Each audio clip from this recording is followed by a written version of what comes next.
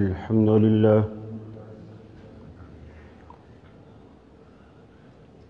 الحمد لله وحده والصلاة والسلام على من لا نبي بعده أما بعد فأعوذ بالله من الشيطان الرجيم بسم الله الرحمن الرحيم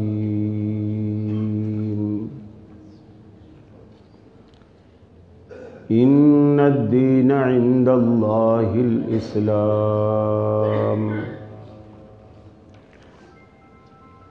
ومن يبتغ غير الإسلام دينا فلن يقبل منه وهو في الآخرة من الخاسرين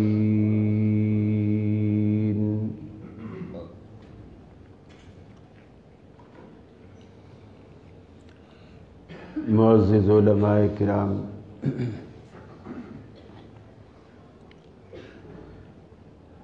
میرے پنجاب کے اہل توحید بھائیوں، میری مسلم ماؤں بہنوں بیٹیوں، آپ کی اس مسجد میں یہ میری دوسری حاضری ہے۔ البتہ اس صبح کی نشست میں یہ میری پہلی حاضری ہے۔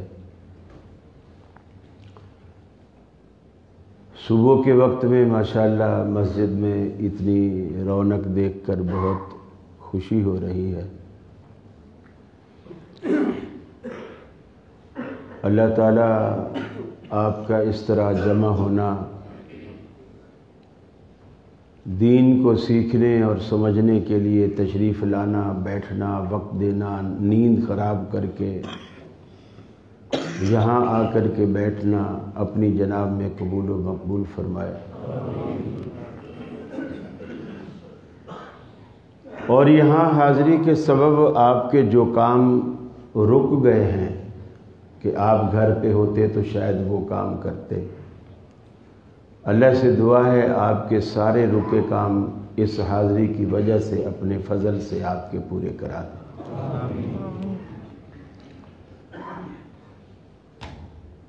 قرآن مجید کی دو آیت کریمہ میں نے آپ کے سامنے تلاوت کی ہے۔ اس میں اللہ رب العالمین کہتا ہے کہ میرے نزدیک جو دین ہے وہ اسلام ہے،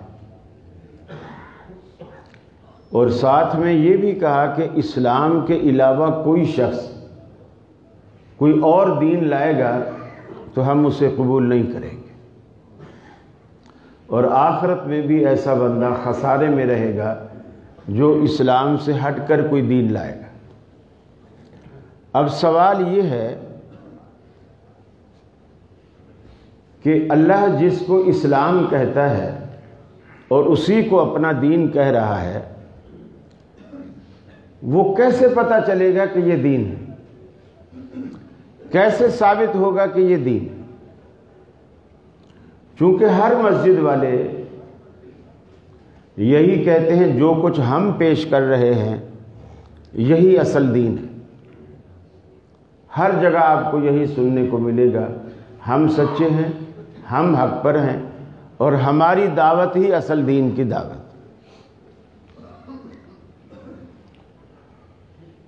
رسول اکرم صلی اللہ علیہ وسلم نے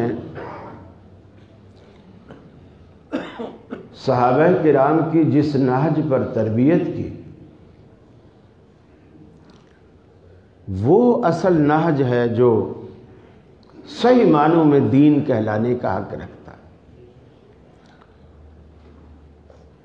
اور 24 گھنٹے کوئی بھی صحابی رسول اللہ صلی اللہ علیہ وسلم کے ساتھ نہیں ہوتا تھا، اس لیے کسی بھی ایک صحابی کے پاس رسول اکرم صلی اللہ علیہ وسلم کا پورا علم نہیں ہے۔ کوئی مسجد میں ہے تو گھر میں نہیں ہے، کوئی گھر میں ہے میدان جہاد میں نہیں ہے، کوئی میدان جہاد میں ہے سفر میں ساتھ نہیں ہے۔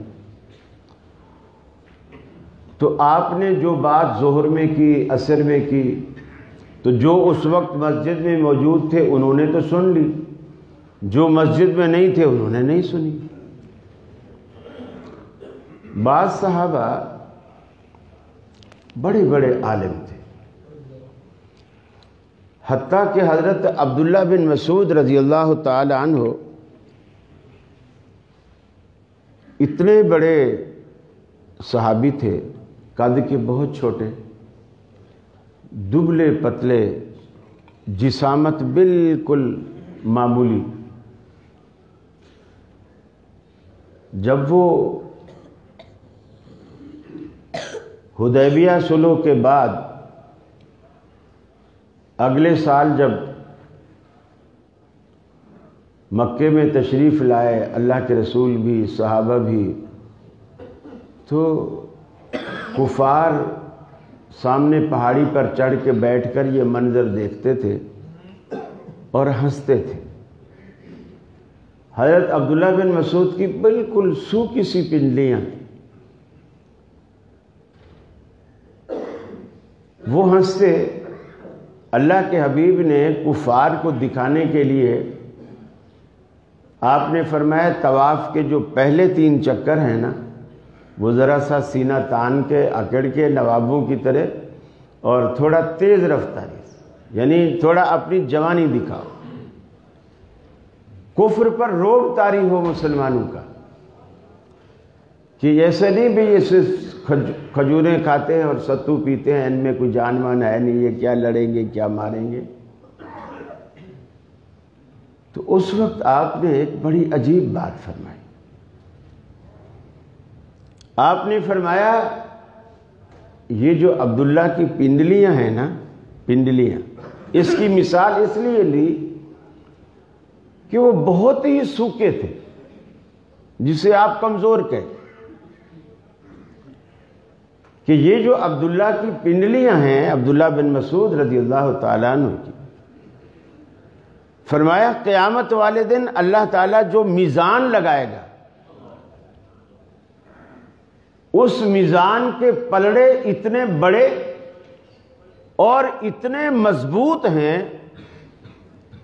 کہ فرمایا لو ان السماوات والارض، اگر سارے 7 آسمان اور 7 زمینیں اس پلڑے میں رکھ دیے جائیں تو وہ پلڑے اتنے بڑے اور مضبوط ہیں کہ وہ 7 آسمانوں اور 7 زمینوں کا وزن اٹھا لیں گے، اور یہ ساری زمینیں اور آسمان اس میں سما جائیں گے۔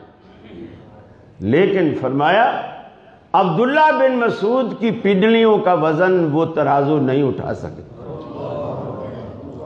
جو 7 آسمانوں کو بھی اٹھا لے گا، عبداللہ بن مسعود کی پنڈلیوں کو نہیں اٹھا سکے۔ پھر آپ نے فرمایا یہ وزن عبداللہ بن مسعود کے علم کا ہے، علم کا ہے۔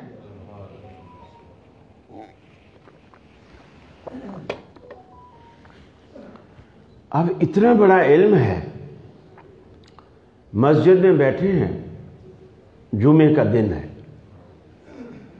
عبداللہ بن مسعود بیٹھے ہیں رضی اللہ تعالیٰ عنہ، ابی بن کعب ان کے ساتھ بیٹھے، اللہ کے رسول منبر پہ جلوہ افروز خطبہ دے رہے۔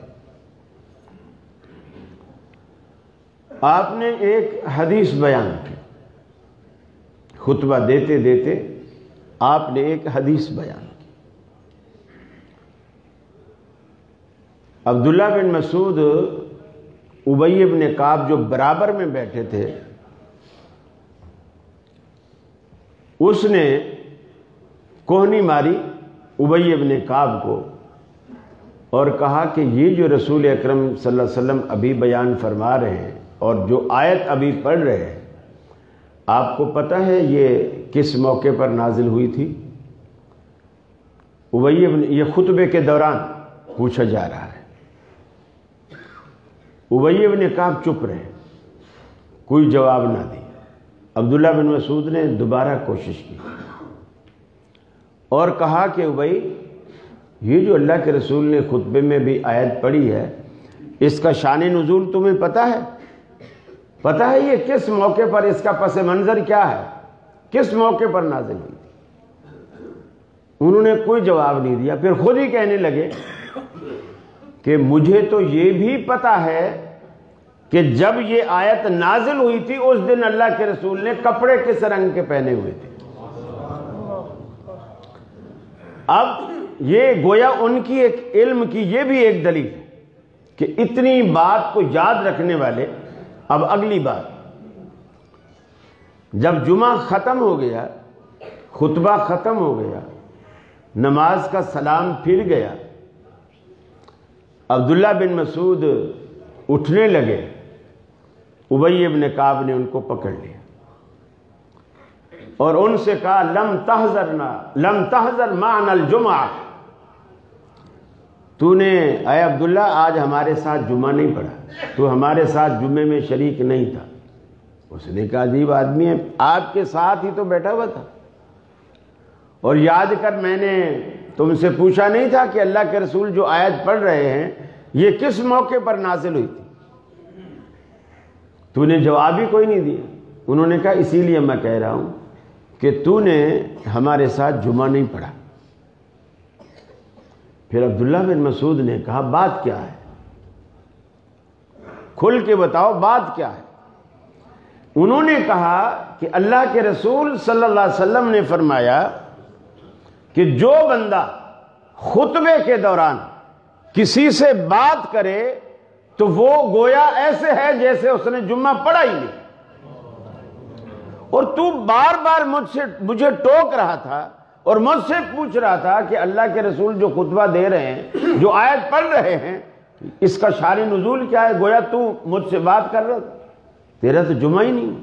اور عبداللہ بن مسعود جس کی پنڈلیوں کا وزن روز آخرت میزان بھی نہیں اٹھا سکے گا، اس عبداللہ کو یہ حدیث معلوم نہیں تھی. یہ حدیث معلوم نہیں. اس نے کہا یہ حدیث ہے، اللہ کے رسول کا فرمان ہے. ابی بن کعب نے کہا بالکل. عبداللہ بن مسعود نے ابی بن کعب کو پکڑا، رسول اللہ صلی اللہ علیہ وسلم کے پاس آئے اور جا کر کے کہا کہ یا رسول اللہ صلی اللہ علیہ وسلم، آپ نے جب خطبہ دیا، خطبے کے دوران میں نے اس سے یہ بات معلوم کی اور یہ اب یہ کہتا ہے کہ تو نے میرے ساتھ جمعہ ہی نہیں پڑھا، جبکہ جمعہ میں نے اس کے ساتھ بیٹھ کے پڑھا. آپ نے فرمایا عبداللہ ابی ٹھیک کہہ رہا ہے، ابی ٹھیک کہہ رہا ہے. تو بات یہ معلوم ہوئی کہ بڑے سے بڑا صحابی بھی ہو، ضروری نہیں ہے کہ اس کے پاس رسول اللہ کے علم کا سارا ذخیرہ موجود ہو. یہ اسے معلوم ہے. نبی رحمت صلی اللہ علیہ وسلم جب دار فانی سے رخصت ہوتے ہیں، جب آپ دار فانی سے رخصت ہوتے ہیں، صحابہ کی عجیب ہی کیفیت. لوگ تو یہاں میلاد کے جلوس نکالتے ہیں اور خوشیاں مناتے ہیں اور ایسی ایسی باتیں کرتے ہیں. میں نے ایک کلپ سنا، کوکب اکاڑوی سے کسی نے مسئلہ پوچھا کہ جی وہابی لوگ کہتے ہیں کہ اللہ کے رسول تو اس دن فوت ہوئے تھے اور تم خوشیاں مناتے ہو. تو انہوں نے کہا کہ غم تو وہ منائیں جن کے مر گئے ہیں، ہمارے نبی تو زندہ ہے. جن کے مر گئے ہیں غم تو وہ منائیں، ہمارے تو زندہ ہے. ایک صاحب نے مجھے آ کے پوچھا کہ اس کا کیا جواب. میں نے کہا ہر بات کا جواب نہیں ہوتا. پھر بھی بولے کیا جواب ہو سکتا. میں نے کیا اس سے پوچھو رسول اکرم صلی اللہ علیہ وسلم کی قبر مبارک کہاں ہے. چلو قبر کا لفظ نہ لے تو روضہ کہہ لے. وہ فوراً کہے گا مدینہ شریف. پھر آپ دوسرا اور آخری سوال کرو کہ قبر زندہ کو دی جاتی ہے یا فوت ہونے والوں کو دی جاتی ہے. قبر کس کی ہوتی ہے؟ زندہ شخص کی ہوتی ہے قبر یا فوت ہونے والے کی ہوتی ہے؟ فوت ہونے والی. تو گویا فوت تو آپ مان ہی رہے ہو، بس زبان پہ نہیں لا رہے. دل میں تو مان رہے ہو، زبان پہ نہیں لا رہے.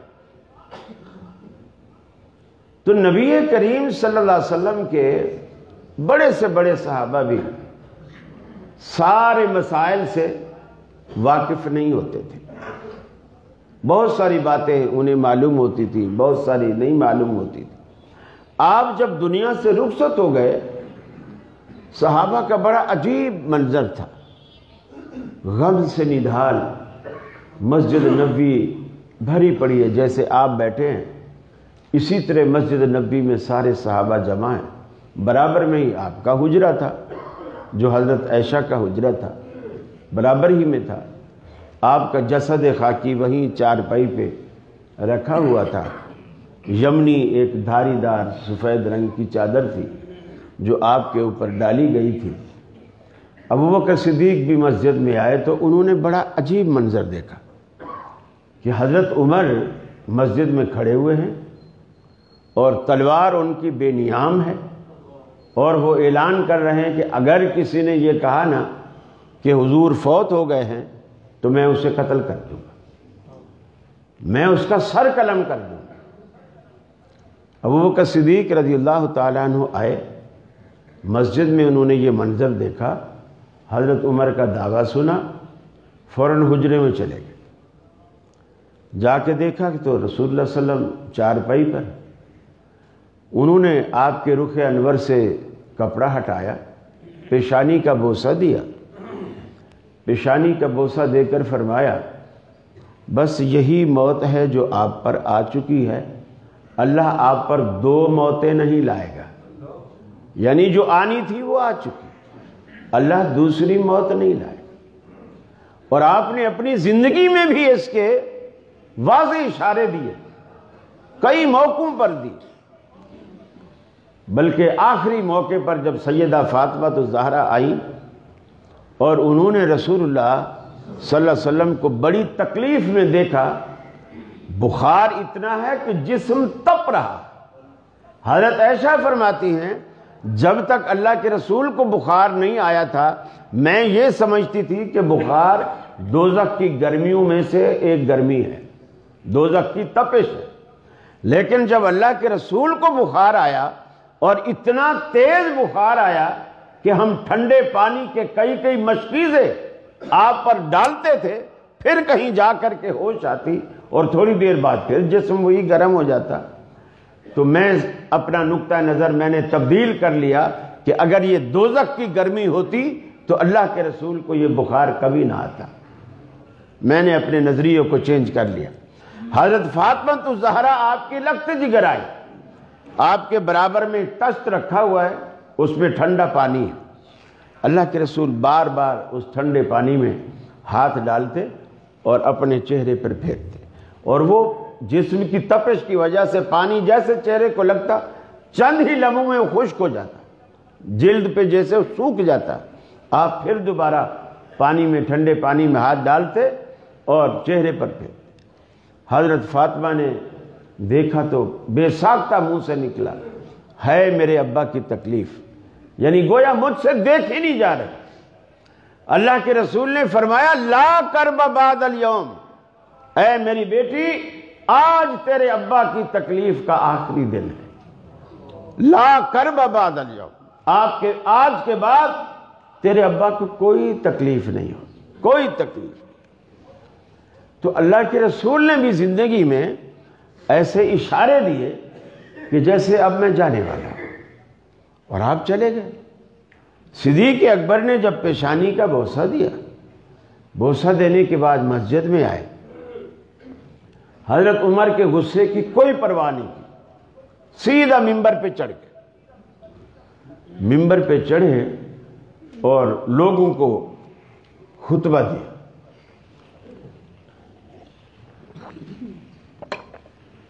لوگوں کو خطبہ دیا. اس خطبے میں آپ نے فرمایا من کان یعبد محمدا فإن محمدا قد مات جو شخص محمد عربی صلی اللہ علیہ وسلم کی عبادت کرتا تھا وہ سن لے اس کا معبود آج فوت ہو گیا۔ وَمَنْ كَانَ يَعْبُدُ اللَّهَ فَإِنَّ اللَّهَ حَيٌّ لَا يَمُوتُ، اور جو شخص اللہ کی عبادت کرتا تھا وہ سن لے اس کا معبود زندہ ہے، حَيٌّ لَا يَمُوتُ، اور ایسا زندہ ہے کہ اس پر کبھی موت کا اطلاق نہیں ہوتا، وہ ذات کبھی فوت ہونے والی نہیں۔ کل من علیہا فان، کل من علیہا فان ویبقى وجہ ربک ذو الجلال والاکرام، ساری دنیا پر فنا کی تلوار چلے گی، باقی رہنے والی اللہ کی ذات۔ دو صحابہ کرام جلیل القدر صحابہ کرام کے دعوے سامنے آئے، دونوں متضاد دعوے۔ اللہ کے رسول کے بارے میں حضرت عمر کہتے ہیں کہ آپ فوت نہیں ہوئے، اگر کسی نے کہا آپ فوت ہوئے تو میں قتل کر دوں گا۔ ابو بکر صدیق کہتے ہیں کہ اللہ کے رسول فوت ہو گئے، اور دونوں جلیل القدر صحابی ہیں، اور دونوں کے فضائل صحابہ کو معلوم ہے۔ صحابہ کو یہ بھی معلوم ہے کہ آپ نے حضرت عمر کے بارے میں کہا تھا لو کان بعدی نبی لکان عمر، اگر میرے بعد نبوت کے دروازے کھلے ہوتے تو عمر ضرور پیغمبر ہوتا۔ ازواج مطہرات امہات المؤمنین کہتی ہیں کہ عمر عجیب آدمی ہے کہ قرآن اترتا ہمارے گھر میں ہے لیکن اکثر اترتا عمر کی چاہت کے مطابق، اترتا عمر کی چاہت کے مطابق۔ اللہ کے رسول نے ایک موقع پہ فرمایا تھا عمر اتنا بہادر آدمی ہے اور اتنا مضبوط ایمان والا ہے، جس راستے پر چل نکلتا ہے ابلیس وہ راستہ ہی چھوڑ دیتا ہے، اتنا جلیل القدر۔ ایک موقع پر آپ نے یہ بھی فرمایا کہ میں نے ایک خواب دیکھا ہے، رسول اللہ نے فرمایا میں نے ایک خواب دیکھا ہے، کوئی کرتا کپڑا پہنے ہوئے ہیں، کوئی گھٹنے تک، کوئی کمر تک، کوئی ناف تک، کوئی سینے تک، اور حضرت عمر کو میں نے دیکھا وہ سر سے لے کر پاؤں بھی نظر نہیں آ رہے، پورا لمبا، پورا لباس میں ڈھکے ہوئے۔ صحابہ نے پوچھا یا رسول اللہ اس کی کیا تعبیر؟ آپ نے فرمایا یہ عمر کا علم ہے، جس نے سر سے پاؤں تک عمر کو ڈھانپ رکھا ہے۔ اتنے بڑے علم والا اس مسئلے میں خطا کر رہا ہے، اس مسئلے میں غلطی کر رہا ہے۔ علم اتنا ہے کہ علم نے پورا ڈھانپا ہو۔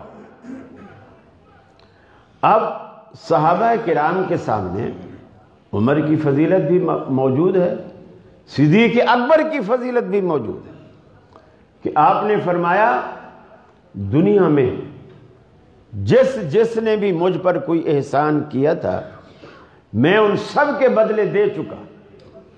ابو بکر واحد شخص ہے جس کے احسانوں کا بدلہ روز آخرت اللہ ہی سے دے گا، میں اسے بدلہ نہیں دے سکا۔ آپ نے ایک موقع پر یہ بھی فرمایا تھا، اللہ اکبر، صدیق اکبر رضی اللہ تعالی عنہ کی بیٹی صاحبزادی حضرت عائشہ صدیقہ رضی اللہ تعالی عنہ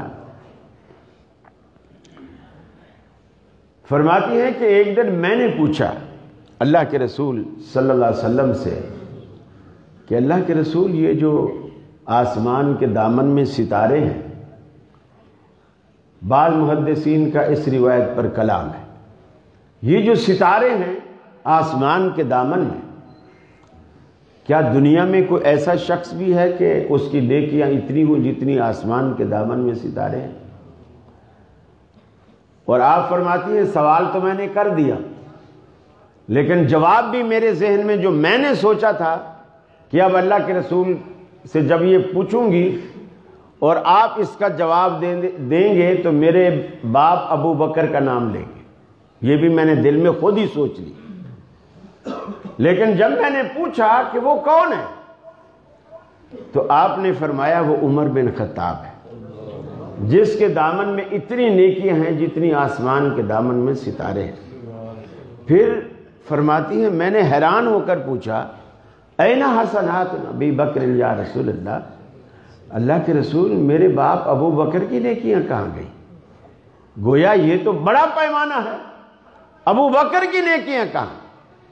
آپ نے فرمایا عائشہ تو بھی کمال کرتی ہے، ابو بکر کی نیکیوں کا پوچھتی ہے اور پیمانہ بناتی ہے آسمان کے ستاروں کو۔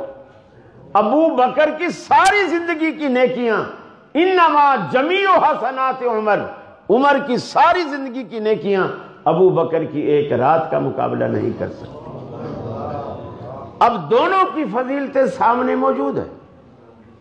آپ نے یہ بھی فرمایا تھا اور صحابہ کو یہ سب معلوم ہے، آپ نے ایک موقع پر فرمایا کہ جنت کے 8 دروازے ہیں اور ہر دروازہ کسی نہ کسی مخصوص نیکی کے ساتھ مخصوص ہے۔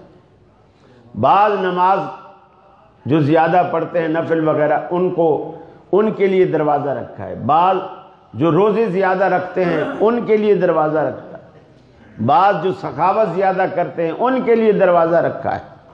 اور قیامت والے دن ان اوصاف کے جو لوگ آئیں گے تو اس صفت کے حاملین کے لیے جو دروازہ مقرر کیا گیا ہے وہ اس کو آواز دے گا کہ اے فلاں میرے اندر سے داخل ہو۔ ابو بکر صدیق رضی اللہ تعالیٰ عنہ نے عرض کی کہ اللہ کے رسول کیا کوئی دنیا میں ایسا بھی شخص ہے جسے جنت کے 8 دروازے آواز دے؟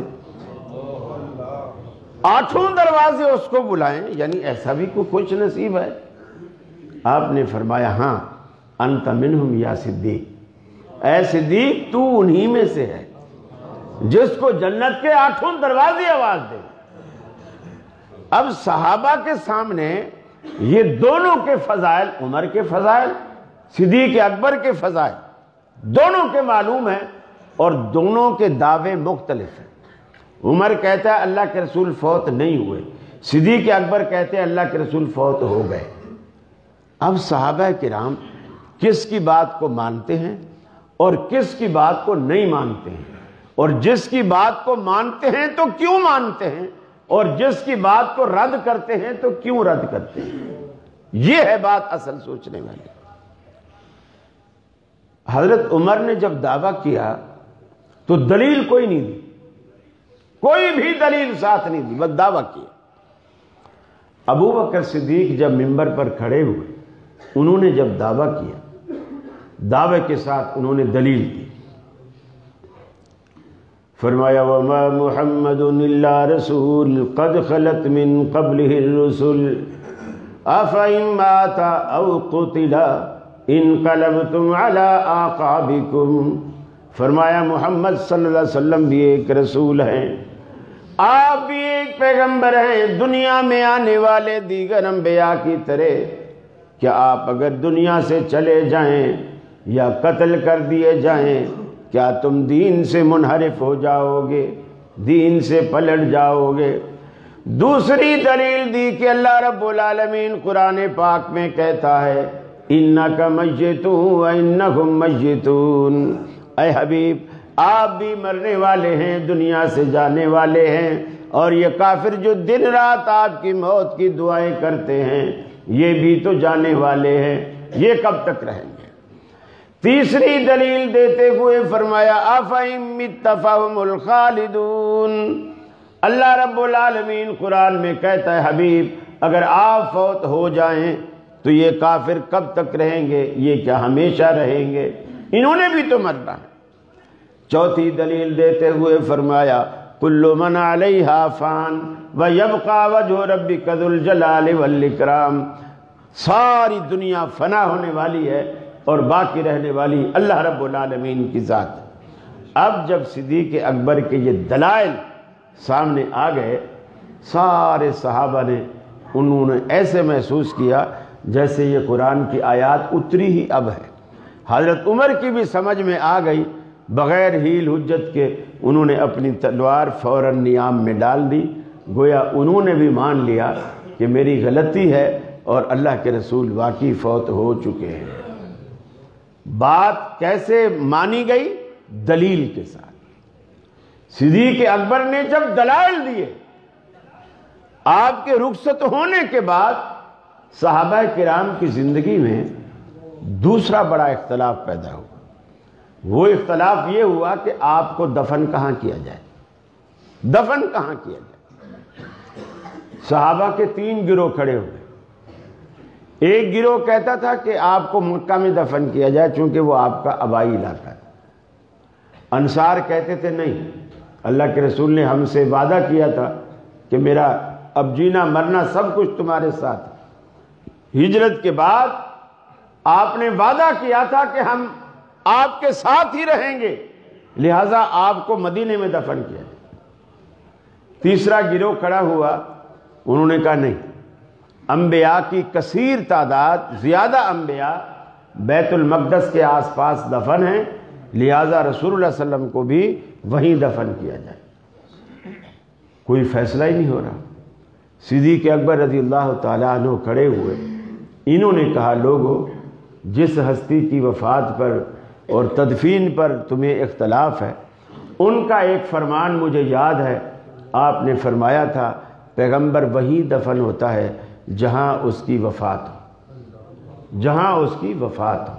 لہٰذا یہ جتنے صحابہ تھے سب نے اپنی اپنی بات کو واپس لے لی اور یہ فیصلہ کیا کہ آپ کو مدینے میں دفن کیا جائے، اور مدینے میں بھی حضرت عائشہ کے حجرے میں دفن کیا جائے، چونکہ آپ کی وفات وہیں واقع ہوئی ہے۔ اور لہٰذا یہ جو آج روضہ جہاں ہے، یہ حضرت عائشہ صدیقہ رضی اللہ تعالی عنہا کا حجرہ، وہاں دفن کیا گیا۔ پہلا جو فیصلہ کیا گیا قرآن کے مطابق، اور دوسرا جو فیصلہ کیا گیا حدیث رسول کے مطابق۔ یہ 2 بنیادی ماخذ ہیں اسلام کے۔ ہمارے ہاں جو دوسرے 2 ماخذ ہیں، جس کو ہم اسلام کے 4 ماخذ کہتے ہیں، قرآن، حدیث، پھر اس کے بعد یہ اجماع، اور پھر قیاس۔ یہ جو دوسرے ماخذ ہیں 2، وہ ان 2 ماخذوں کے تابع ہیں، وہ اس کے تابع ہیں، اس کے تحت ہیں، الگ سے ان کی کوئی حیثیت نہیں، قرآن و سنت کے خلاف ان کی کوئی حیثیت نہیں، اس کے تابع۔ اب ہمارے یہاں ایک مخصوص طبقہ ہے جن کا پورا مسلک یہ ہے، میں نام نہیں لے رہا، پورا مسلک یہ ہے کہ سب سے پہلے مسئلہ قرآن میں تلاش کرو، اگر قرآن میں نہ ملے تو پھر حدیث میں دیکھو۔ یہ شرط نہ اللہ نے لگائی ہے، نہ اللہ کے رسول نے لگائی۔ حجت کے اعتبار سے، دلیل کے اعتبار سے، سند کے اعتبار سے قرآن میں اور حدیث میں کوئی فرق نہیں، قرآن میں اور حدیث میں کوئی فرق نہیں۔ ہاں، قرآن میں الفاظ کے لحاظ سے فرق اتنا ہے، قرآن بات بھی اللہ کی ہے اور الفاظ بھی اللہ کے ہیں، بات بھی اللہ کی ہے، الفاظ بھی اللہ کے ہیں۔ حدیث بات اللہ کی ہے اور الفاظ، اس کو بیان کرنے کی جو ترتیب اور تزیین و آرائش لفظوں کی، وہ رسول اللہ صلی اللہ علیہ وسلم کی اپنی ہے۔ یہ بنیادی فرق ہے۔ باقی سند کے لحاظ سے، دلیل کے لحاظ سے آپ اس کے پابند نہیں ہیں کہ پہلے آپ کو اگر حدیث سوال سنتے ہی حدیث ذہن میں آئی ہے تو آپ اس کو روکے رکھیں، پہلے قرآن کی کوئی آیت تلاش کریں۔ یہ اسلامی مزاج ہی نہیں۔ یہ مقلدین نے یہ بات خام خواہ لوگوں کے ذہنوں میں ڈالی ہے کہ پہلے قرآن پھر حدیث۔ اسی لیے جب کہا جاتا ہے نا کہ امام کے پیچھے سورہ فاتحہ پڑھو، اس کے بغیر نماز نہیں ہوتی، کہتے ہیں دیکھو قرآن میں آیا، وَإِذَا قُرِئَ بھی قرآن تیرے اوپر اترا ہے، قرآن کن پر اترا ہے؟ نبی کریم پر، اور انہوں نے کہا کہ فاتحہ کے بغیر نماز نہیں ہوتی، تو اس کا مطلب ہے اس آیت کا یہ مطلب ہی نہیں جو تو نے لیا۔ اللہ کے رسول سے تو زیادہ قرآن کو سمجھتا ہے۔ پہلے قرآن، یہ اسلامی مزاج نہیں ہے۔ پہلے قرآن، پہلے ہی حدیث۔ سوال سنتے ہی، میں آپ کو ایک چھوٹا سا واقعہ سناؤں۔ کسی محلے میں، کسی علاقے میں ایک عورت تھی، کہ اس علاقے میں جو بھی عورتیں فوت ہوتی تھیں وہ ان کو غسل دیتی تھی، وہ غاسلہ کہلاتی تھی، ان کو غسل دیتی تھی۔ تو ایک دن ایک عورت فوت ہو گئی محلے میں، تو اس عورت کے پاس لوگ گئے کہ آپ آئیں اور فلاں شخص کی بیوی فوت ہو گئی ہے، آپ آ کے غسل دیں۔ تو اس نے کہا کہ میں تو حالت حیض میں ہوں اور مجھے یہ مسئلہ بھی معلوم نہیں ہے کہ آیا حیض والی عورت دوسری کسی میت کو نہلا سکتی ہے یا نہیں نہلا سکتی۔ اب ایک دوسرے سے لوگ مسئلہ پوچھیں، اس سے کوئی کہے دے سکتی ہے، اب اس سے پوچھے دلیل کیا ہے تو بولے بس دے سکتی ہے، دلیل کیا؟ کوئی پوچھے تو بولے نہیں دے سکتی، دلیل کیا ہے؟ بس اس لیے کہ وہ ناپاک ہے نہیں دے سکتی۔ بڑے پریشان، اسی کشمکش میں ظہر کا وقت آ گیا، میت پڑی ہوئی ہے گھر میں، غسل دینے والا کوئی نہیں۔ اللہ اکبر۔ مسجد میں امام ابو ثور رحمۃ اللہ علیہ ظہر کے وقت میں تشریف لائے، بڑے جلیل القدر، ثور سے کے ساتھ، بڑے جلیل القدر صحابی تھے یہ، تابعی بھی نہیں، تبع تابعین میں سے تھے۔ یہ تشریف لائے اور تشریف لائے تو لوگوں نے پوچھا کہ امام صاحب ہم بڑے پریشان ہیں، محلے میں عورت فوت ہو گئی ہے، ایک غسل دینے والی عورت ہے، وہ حالت حیض میں ہے، وہ غسل نہیں دے سکتی، وہ کہہ رہی ہے کہ مجھے پہلے مسئلہ بتاؤ، اگر میں دے سکتی ہوں تو دیتی ہوں، تو آپ مسئلہ بتاؤ۔ انہوں نے کہا اسے بولو غسل دے، کیوں نہیں دیتی؟ تو انہوں نے کہا دلیل، کہنے کے دلیل حضرت عائشہ رضی اللہ تعالی عنہا سے مروی وہ روایت ہے کہ اللہ کے رسول وضو کر کے آئے اور آپ نماز کے لیے کھڑے ہوئے، وضو کر کے آئے اور حضرت عائشہ تھوڑی فاصلے پر کھڑی تھی اور حضرت عائشہ کے پاس جائے نماز رکھی ہوئی تھی۔ آپ نے حضرت عائشہ سے کہا عائشہ یہ جائے نماز مجھے اٹھا دو، جائے نماز مجھے اٹھا دو۔ تو حضرت عائشہ نے فوراً کہا یا رسول اللہ میں تو حالت حیض میں ہوں، گویا نماز کی جو جائے نماز ہے، کپڑا ہے، یہ تو پاک ہے اور پاک کپڑے پر نماز پڑھی جاتی ہے، میں تو ناپاکی کی حالت میں ہوں، میں کہ کیسے کپڑا آپ کو اٹھا کے دوں؟ تو آپ نے فرمایا عائشہ اٹھا کے دے، ان حیضۃک لیست فی یدک، حیض کو تیرے ہاتھوں میں نہیں لگا ہوا، اٹھا کے دے کپڑا۔ حضرت عائشہ نے جائے نماز اٹھا دی۔ امام ابو ثور، اب یہ حدیث ہے، قرآن کی آیت نہیں ہے، امام ابو ثور نے حدیث کو وہ فوری طور پر حدیث کی دلیل ذہن میں آئی وہی سنا دی۔ یہ کوئی اسلام نے ہمیں مکلف نہیں کیا کہ پہلے قرآن میں ڈھونڈو پھر حدیث میں ڈھونڈو، اس طرح کا کوئی معیار اللہ رب العالمین نے مقرر نہیں فرمایا۔ اور پھر دیکھیے عورتیں حالت حیض میں گھر میں آٹا نہیں گوندتی، کیا خیال گوندتی؟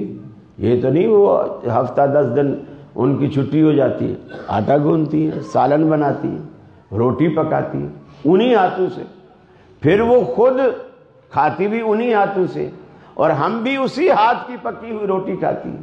اگر وہ ناپاک ہیں اور ان کے ہاتھ لگانے سے چیزیں ناپاک ہو جاتی ہیں تو پھر آٹا بھی ناپاک ہے، روٹی بھی ناپاک ہے، پھر ہم بھی 10 دن ناپاک کی روٹیاں کھاتے ہیں۔ ایسا تو کوئی مسئلہ نہیں۔ یہ کچھ مسئلے لوگوں نے خود ذہنوں میں ڈالے ہوئے اپنے طور، جن کا اسلام سے کوئی تعلق نہیں۔ تو مقصد کہنے کا یہ ہے، بات وہی ہونی چاہیے جو دلیل کے ساتھ، اور دلیل قرآن و سنت کا نام ہے، دلیل قرآن و سنت کا نام ہے، اس کے علاوہ کوئی چیز دلیل نہیں۔ ان دو چیزوں سے جو ثابت ہے وہ دین ہے، اور جو ان سے باہر ہے اس کا دین سے کوئی تعلق نہیں، چاہے ساری دنیا کہے کہ یہ بھی اچھی بات ہے، یہ بھی اچھی بات ہے، یہ بھی اچھی باتیں ہونا الگ بات ہے، دین ہونا الگ بات ہے۔ دیکھیے زمزم اچھی چیز ہے کہ بری چیز ہے؟ اچھی چیز ہے۔ آپ نے فرمایا اگر کوئی شخص دل میں مراد رکھ کر اس زمزم کو ایک سانس میں جتنا پی سکتا ہے دل میں کوئی مراد رکھ کر، مثلا آپ کے ہاں اولاد نہیں ہوتی، آپ نے دل میں مراد رکھ لی اللہ مجھے بیٹا دے دے، میں یہ زمزم پی رہا ہوں، مجھے بیٹا دے دے مثال کے طور پر، اور آپ نے ایک ہی سانس میں جتنا پی سکتے تھے زمزم کو آپ نے پی لیا، اللہ کے رسول نے فرمایا اللہ اس کی وہ مراد پوری کر دیتا ہے۔ یہ زمزم کے اندر اللہ نے اتنی تاثیر رکھی ہے، وہ مراد اللہ پوری کر دیتا ہے۔ اب پاکستان میں گوجرانوالہ میں اگر یہاں کسی کی دودھ کی دکان ہو اور وہ منرل واٹر ہی بالٹی بھر کے اس دودھ میں ڈالے تو آپ کیا بولو گے، یہ بے ایمان ہے شخص یا ایماندار ہے؟ اگر وہی دکان سعودی عرب میں ہو، اگرچہ وہاں کھلا دودھ بیچنے کی اجازت نہیں ہے، میں مثال دے رہا ہوں کہ وہاں آپ ٹب بھر کے بیٹھے ہوں اور بالکل آپ کی آنکھوں کے سامنے وہ زمزم ہی سے، اور واقعی زمزم پانی کی بالٹی بھر کے دودھ میں آ کے ڈالے، تو وہ بے ایمان ہے یا انتہائی نیک آدمی ہے؟ نیک کون کہہ رہا ہے؟ اچھا بچہ نیک، یہ گجر نہیں ہے نا، اس کو پتہ نہیں، وہ بھی بے ایمان ہے، حالانکہ اس نے زمزم میں دودھ میں اچھی چیز ملائی ہے یا بری چیز ملائی ہے؟ اچھی چیز ملائی۔ اب یہ لوگ اکثر دلیل دیتے ہیں میاں ٹھیک ہے یہ ملاوٹ ہے، مگر دین میں ہم نے کوئی بری چیز تو نہیں ملائی نا۔ اب کھانے کے اوپر ہم نے سورہ اخلاص ہی پڑھی ہے نا، فاتحہ پڑھی ہے، سورہ یاسین پڑھی جس کو ختم شریف کہتے ہیں، سورہ ملک پڑھی ہے، ہم نے کوئی کسی کو گالی تو نہیں دی، برا کام تو نہیں کیا۔ اگر اذان سے پہلے صلاۃ و سلام پڑھا ہے تو یار اللہ کے حبیب پر درود ہی پڑھا ہے نا، کوئی گناہ تو نہیں کیا، کام تو اچھا ہے نا۔ اچھے اور برے کا بتائے گا کون؟ دلیل سے پتا چلے گا کہ یہ کام اچھا ہے یا برا۔ فی نفس ہی اس کا اچھا ہونا اس کو اچھا نہیں کرے گا، فی نفس ہی کسی کام کا اچھا ہونا، جیسے فی نفس ہی زمزم اچھا ہے، لیکن اگر کوئی شخص اسے پانی میں ڈال کے بیچ رہا ہے، دودھ میں ڈال کے اسے بیچ رہا ہے، تو وہ شخص بے ایمانی کر رہا ہے، لوگوں کے ساتھ دھوکہ کر رہا ہے۔ بے شک بظاہر اچھا کام ہے، ممکن ہے اس کی دکان کا جو دودھ پیے ہو سکتا ہے زمزم کی برکت سے اللہ اس کی بھی مرادیں پوری کر دے، لیکن وہ بے ایمان ہے جس نے پانی ڈالا۔ گویا دودھ میں زمزم ملاؤ یا گوجرانوالہ کا پانی ملاؤ، دونوں ایک برابر ہیں اور دونوں بے ایمان، دونوں ملاوٹ کرنے والے، اور دونوں کے لیے آپ نے فرمایا من غش فلیس منا۔ کوئی آپ نے استثناء نہیں دیا کسی خاص بندے کو، جس نے بھی ملاوٹ کی وہ ہم میں سے نہیں ہے، جس نے دھوکہ کیا وہ ہم میں سے نہیں ہے۔ میرے بھائی دین کو سمجھیے، اور یہ جو پوچھنے کا سوال کرنے کا جو مزاج ہے نا، یہ صرف آپ کو الحمدللہ الحمدللہ اہل حدیث کے پاس ملے گا اور کہیں نہیں ملے گا۔ لوگ تو آپ دوسروں کی مسجد میں آپ جا کے دیکھو اور آپ ان کے کسی بڑے عالم سے آپ سوال کر کے دیکھو، آپ پوچھ کے دیکھو، آپ کے سوال کرتے ہی وہ سمجھ جائے گا کہ یہ اہل حدیثوں کی مسجد سے آیا ہے بندہ، یا ان کے ساتھ اٹھتا بیٹھتا ہے، یہ گستاخ ہے، علماء سے پوچھتا ہے۔ ارے علماء سے نہیں پوچھیں گے تو کیا جہلاء سے پوچھیں گے؟ یہ اس کی اتنی جرت، اتنے بڑے عالم سے سوال کر، حضرت نے جو کہہ دیا ہے کافی ہے، حضرت سے پوچھ رہا ہے دلیل کیا ہے؟ یہ دلیل مانگنے کا مزاج صرف اہل حدیث کا، اور اللہ کا بڑا احسان ہے، بڑا احسان۔ اور یہ اللہ اکبر، صحابہ کرام میں چھوٹی چھوٹی بات حضرت عمر نے لوگوں کو درس دیا، مسجد نبوی درس دیا، اور درس میں فرمایا کہ میں نے سنا ہے کہ آج کل کی عورتیں، یعنی اس دور میں کہ میں نے سنا ہے آج کل عورتیں جو ہیں وہ اپنا حق مہر بہت زیادہ مانگنے لگی ہیں، بہت زیادہ مقرر کرنے لگی ہیں، اور پھر انہوں نے کوئی ایک فیگر مقرر کیا، وہ فیگر حدیث میں ذکر نہیں ہے، لیکن یہ ہے کہ آپ نے ایک مقدار مقرر کی کہ اس مقدار سے زیادہ اگر کسی نے مہر باندھا تو ہم وہ بیت المال میں جمع کر لیں گے، یعنی ضبط کر لیں گے۔ اس سے زیادہ بیت المال، جیسے ہمارے یہاں مشہور ہے شرعی مہر جی کیا ہے جی 32.25 روپے، یہ کس شریعت میں ہے کسی کو بھی پتہ نہیں، خود اس مولوی کو بھی پتہ نہیں جس نے کہا یہ شرعی مہر ہے کہ یہ 32.25 روپے آئے کہاں سے۔ حضرت عمر نے کہا کہ یہ مقدار ہے، اس سے اوپر اگر کسی نے مہر باندھا تو ہم اسے بیت المال میں جمع کریں۔ درس ختم ہو گیا، لوگ اٹھنے لگے، کچھ چلے بھی گئے۔ حضرت خولہ بنت ثعلبہ جو اس وقت کافی بوڑھی ہو چکی تھی، یہ کھڑی ہوئی اور انہوں نے کہا امیر المومنین آپ کا یہ فیصلہ قرآن کے خلاف ہے، آپ کا یہ فیصلہ قرآن کے خلاف۔ حضرت عمر نے کہا کیسے قرآن کے خلاف؟ تو انہوں نے کہا اللہ تو قرآن میں کہتا ہے اگر مہر میں تمہارا خزانہ بقنطار، اگر خزانہ بھی مقرر ہو جائے تو فرمایا وہ بھی اس کو ادا کرو۔ تو خزانہ کوئی 25 یا 32 روپے پر تو نہیں بولا جاتا، تو خزانہ تو پھر خزانہ ہوتا ہے۔ اللہ تو ہمیں خزانہ دینے پر راضی ہے، اور امیر المومنین آپ ہمیں 32 اور 25 روپے پہ روک رہے ہیں، آپ کا یہ فتویٰ قرآن کے خلاف ہے۔ حضرت عمر نے لوگوں سے کہا فٹافٹ جو لوگ باہر نکلے ان کو بلاؤ۔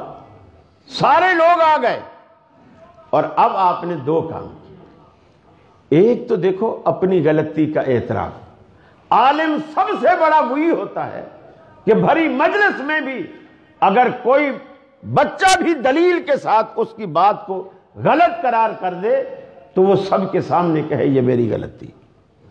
حضرت عمر نے بھری مجلس میں تسلیم کیا کہ میرا یہ فتویٰ واقعی غلط تھا، اور دوسرا اس بڑھیا کی آپ نے تعریف اور توثیق کی، جس کا مطلب یہ تھا کہ اگر کوئی بندہ آپ کی اصلاح کرتا ہے تو وہ آپ کا دشمن نہیں ہے، آپ کا محسن ہے، آپ کا محسن ہے، اس نے آپ کی اصلاح کی ہے اور آپ کو غلطی سے بچایا۔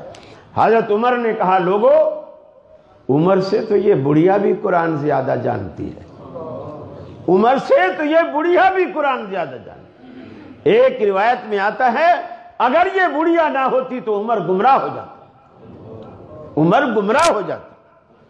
آپ نے اپنا فتویٰ واپس لیا اور آپ نے آزاد چھوڑ دیا، اور اسی طرح جو آج تک ایک مخصوص طبقے میں سیدنا فاروق اعظم کے بارے میں مشہور ہے کہ جی انہوں نے ایک وقت کی 3 طلاقوں کو 3 ہی شمار کر دیا تھا۔ مسلم شریف میں بھی روایت ہے، حضرت ابن عباس اس کے راوی ہیں، اور وہ فرماتے ہیں کہ اللہ کے رسول کے زمانے میں، ابو بکر صدیق کے زمانے میں، اور حضرت عمر فاروق کے پہلے 2 سال تک، 2 یا 3 سال تک پہلے ایک مجلس کی 3 طلاقوں کو ایک مانا جاتا تھا۔ رسول اللہ کے دور میں، ابو بکر صدیق کے دور میں، اور حضرت عمر کے پہلے 3 یا 2 سالوں تک ایک مجلس کی 3 طلاقوں کو ایک مانا جاتا تھا۔ پھر حضرت عمر نے اپنے ان ابتدائی دور کے بعد ایک تعزیری حکم نافذ کیا کہ اب جو بندہ جتنی طلاقیں دے گا ہم اتنی شمار کریں گے، اتنی شمار کریں گے۔ حالانکہ دین صحابہ کے دور میں آخر تک مکمل ہوتا رہا یا نبی کریم کی حیات مبارکہ میں مکمل ہو چکا؟ الیوم اکملت لکم دینکم واتممت علیکم نعمتی ورضیت لکم الاسلام دینا۔ یہ جو اللہ نے حکم نازل کیا، یہ آیت رسول اللہ صلی اللہ علیہ وسلم پر نازل ہو چکی تھی حجۃ الوداع کے موقع پر، اور دین آپ کی حیات مبارکہ میں مکمل۔ اب حضرت عمر نے یہ حکم جاری کر دیا، ٹھیک ہے، حکم جاری ہو گیا۔ دوسرا حکم آپ نے دیا تھا جو عورت نوحہ کرے، یہ جو مرنے پر پنجاب میں اسے بین کہتے ہیں، بین کہتے ہیں، کیا کہتے ہیں؟ بین کہتے ہیں۔ تو وہ جو عورت نوحہ کرنے والی ہوتی تھی، بین کرنے والی، حضرت عمر نے حکم دیا کہ اسے قتل کر دو، اسے قتل کر دو۔ تیسرا حکم آپ نے یہ دیا کہ جو لونڈی، جو اسلام کا حکم ہے کہ جو جہاد میں عورتیں پکڑی جاتی اور وہ امیر کے پاس جمع ہوتی، امیر انہیں تقسیم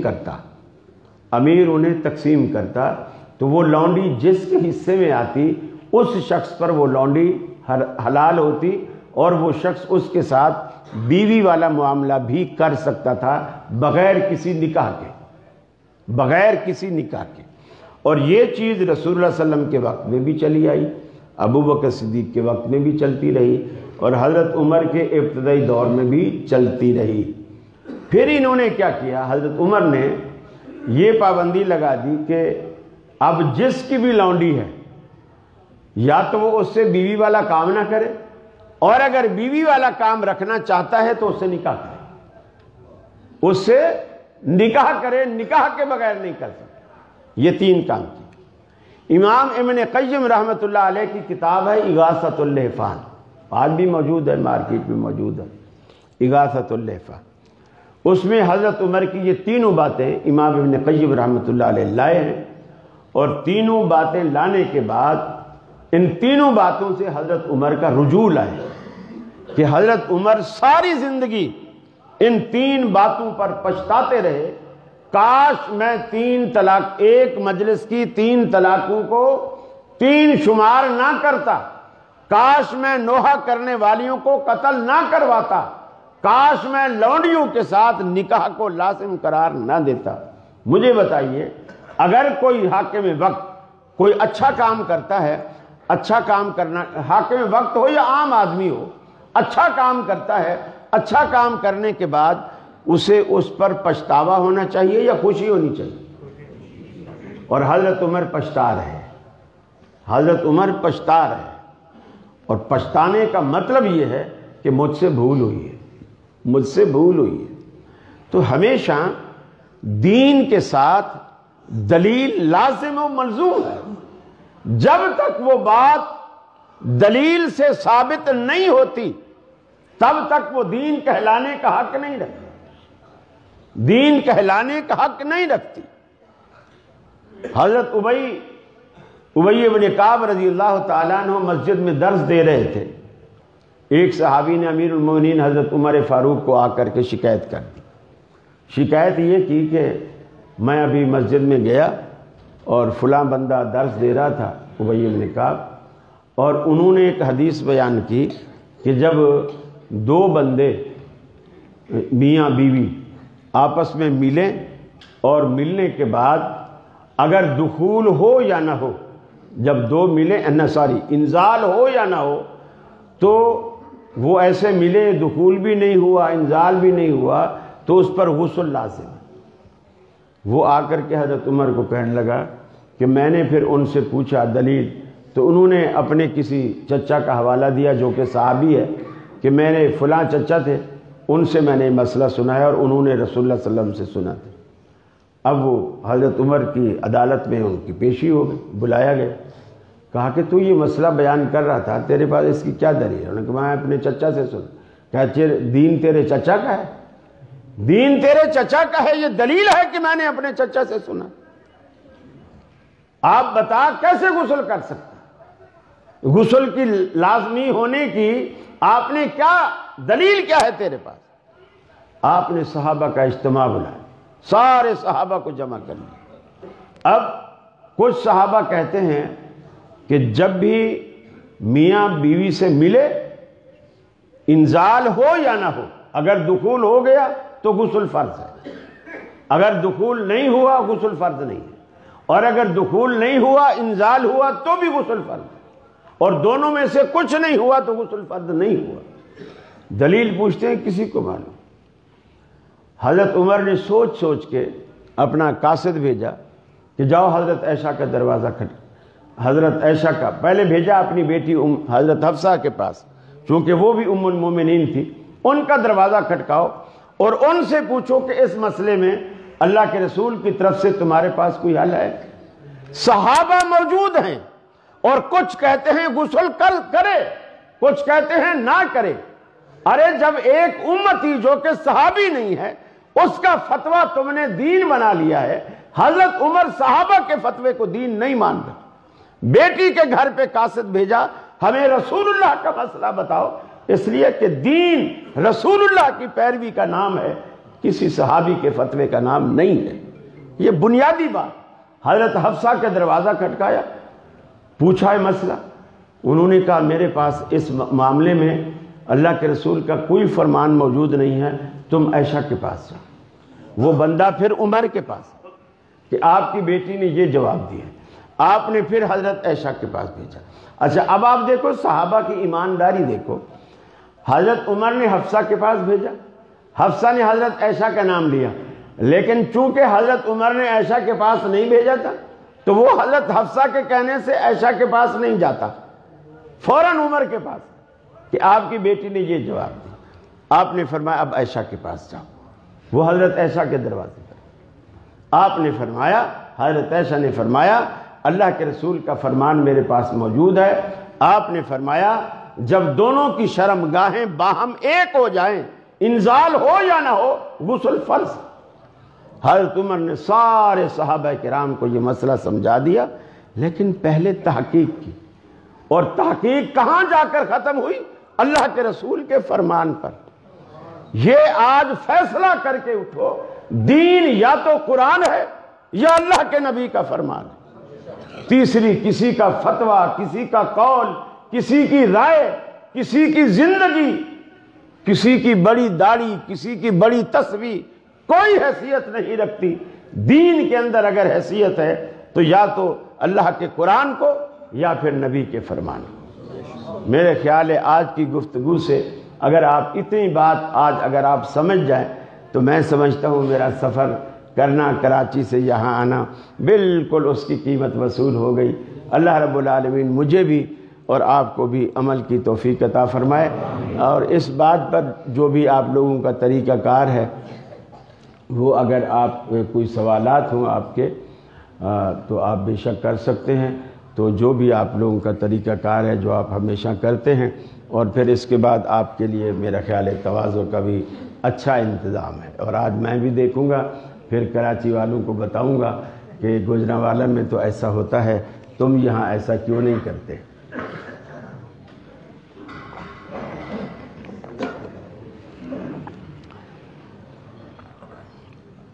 یہ اس میں سوال ہے؟ اچھا ایک جو نا وہ جواب دے گا اس کو ایک لفافہ۔ ماشاءاللہ، یہ راز ہے کہ اس میں کیا ہے؟ پاکستانی کرنسی۔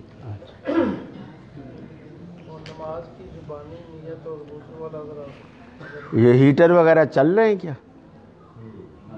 ہیٹر تو بند کر دو یار، کم از کم لوگوں کی ہیٹ، ویسے تو وہابیوں کی ہیٹ ویسے ہی بہت ہوتی ہے، ہیٹر کی ضرورت ہی نہیں، ہیٹر بند کر دیں آپ۔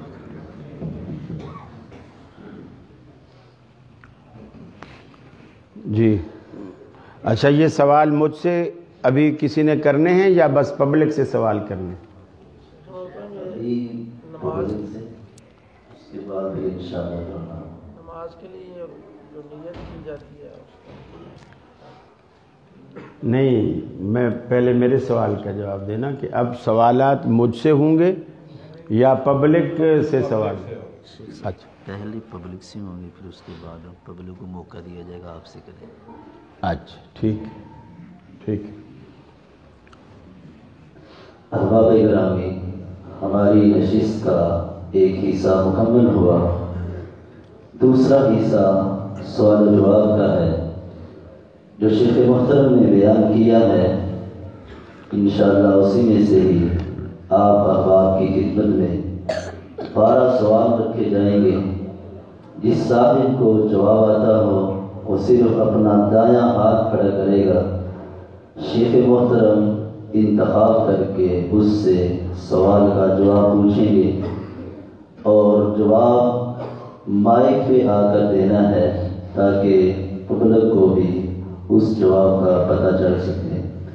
اور ایک بات کا خیال کرنا ہے، جب سوال ہو رہا ہو کسی کے کان میں جواب نہیں بتانا، بس جس کو جواب آتا ہے وہ صاحب اپنا دایاں ہاتھ کر دیں۔ سب سے پہلا سوال یہ ہے کہ نبی صلی اللہ علیہ وسلم کی وفات کے وقت کس صحابی کی تلوار بے نیام تھی اور کس وجہ سے تھی؟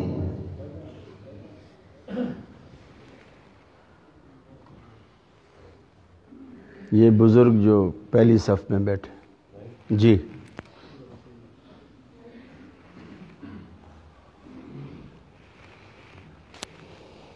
السلام علیکم ورحمۃ اللہ۔ رسول اللہ صلی اللہ علیہ وسلم جب دنیا سے انتقال فرما گئے تو حضرت عمر رضی اللہ تعالیٰ عنہ وہ کھڑے ہو گئے اور اپنی تلوار نیام سے باہر نکال کر کہنے لگے کہ اگر کسی نے بھی کہا کہ رسول اللہ صلی اللہ علیہ وسلم فوت ہو گئے تو میں اس کا سر کاٹ دوں گا، سر نہیں پھاڑوں گا، قتل کر دوں گا۔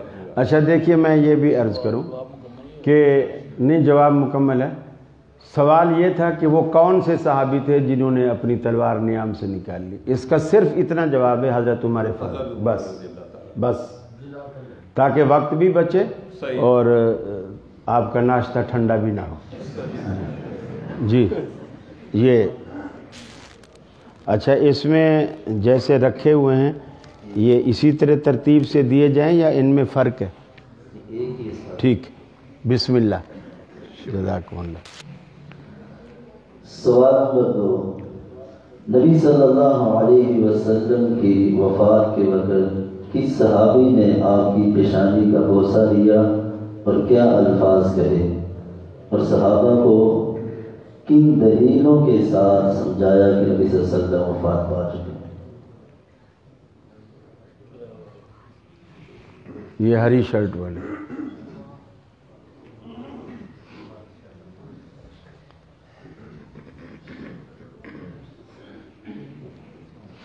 السلام علیکم۔ وعلیکم السلام۔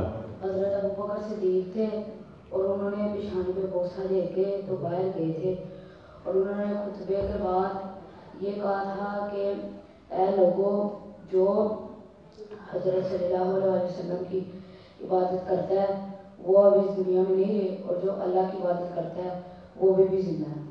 ماشاء اللہ، جزاک اللہ، جزاک اللہ، شاباش، مبارک ہو بیٹا انعام جیتنے کی۔ سوال نمبر 3، قیامت کے دن ترازو میں کس صحابی کی پنڈلیوں کا وزن اس ترازو سے بھارا ہوگا، اور اصل میں وہ وزن کس چیز کا ہو؟ جی ویسے جن کو میں کھڑا کر رہا ہوں یہ میرے بالکل بھی واقف نہیں ہے۔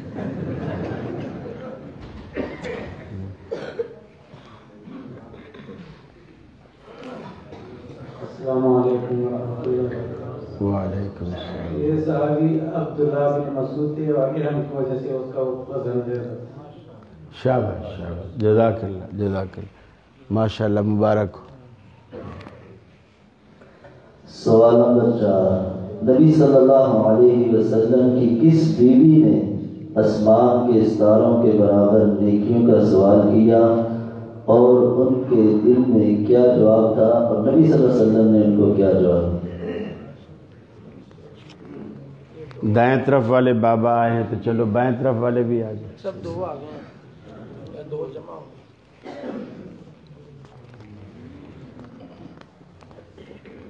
السلام علیکم۔ وعلیکم السلام ورحمۃ اللہ۔ السلام علیکم ورحمۃ اللہ۔ وعلیکم السلام۔ حضرت عائشہ صدیقہ رضی اللہ تعالی عنہا طیبہ طاہرہ نے یہ سوال آپ صلی اللہ علیہ وسلم سے عرض کیا، جزاک اور اللہ۔ ان کے دل میں یہ خیال تھا کہ میرے ابو کے بارے میں حضور صلی اللہ علیہ وسلم ارشاد فرمائیں گے، لیکن آپ صلی اللہ علیہ وسلم نے ارشاد فرمایا کہ آسمان کی ستاروں کی نیکیاں حضرت عمر رضی اللہ تعالیٰ کے بارے میں، لیکن پھر فرمایا بس ٹھیک ہے، جواب مکمل ہے۔ السلام علیکم۔ لیکن ستاروں کی نیکیاں نہیں ہوتی ہیں، ٹھیک ہے. دیکھیں نا اگر اپنا جواب لمبا کرو گے تو اس میں غلطیاں بھی آئیں گی، اس لیے مختصر بتا کر جان چھڑاؤ. ماشاء اللہ. السلام علیکم. وعلیکم السلام ورحمۃ اللہ. سوال نمبر 5، خطبہ جمعہ کے درمیان کون سا صحابی کس صحابی کو گولی مار رہا تھا اور کس وجہ سے مار رہا تھا؟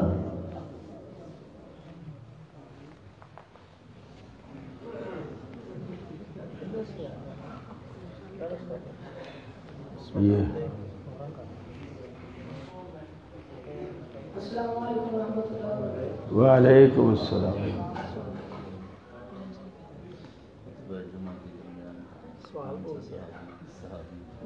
حضرت عبداللہ بن مسعود حضرت ابی بن کعب کو کون مار رہے تھے اور پوچھ رہے تھے کہ جو نبی کریم صلی اللہ علیہ وسلم نے آیت پڑھی. بس ٹھیک ہے، آپ نے صحابی کا نام بتایا کافی. جزاک اللہ، بہت شکریہ بیٹا، مبارک ہو. سوال نمبر 6، حضرت عمر رضی اللہ تعالی عنہ اپنے کن فیصلوں سے پچھتاتے رہے؟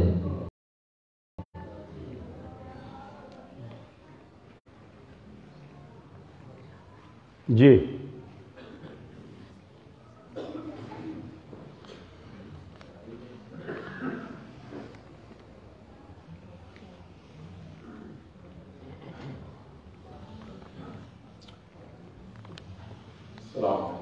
السلام. ایک نشست میں 3 طلاق والا فیصلہ اور لونڈی کو جو ہے وہ پابند کرنا کہ اس کے ساتھ نکاح کرنا ہے، اور جو ہے اپنا شادی کے موقع پر جو دیا جاتا ہے حق مہر کے بارے میں کہ حق مہر جو ہے اس کی مقدار مقرر کی. ان کا نام بھی عمر ہے. جی جی پیچھے والے. جی تھوڑا سا کنفیوز ہو گیا.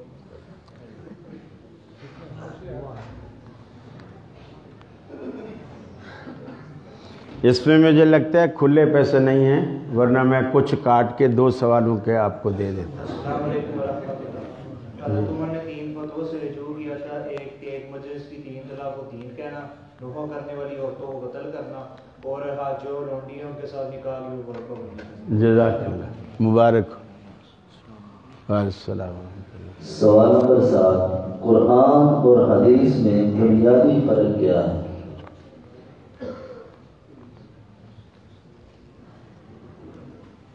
جی.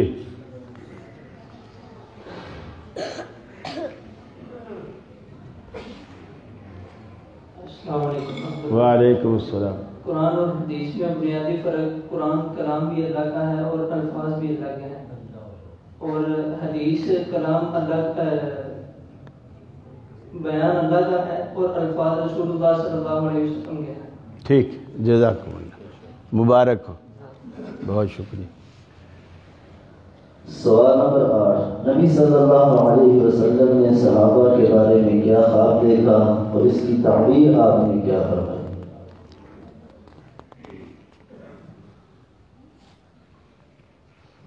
آپ تو پہلے ہو چکے ہیں. دوبارہ دے دیں موقع، انعام نہیں ملا نا. اچھا انعام نہیں ملا، آ جائیں آپ آ جائیں.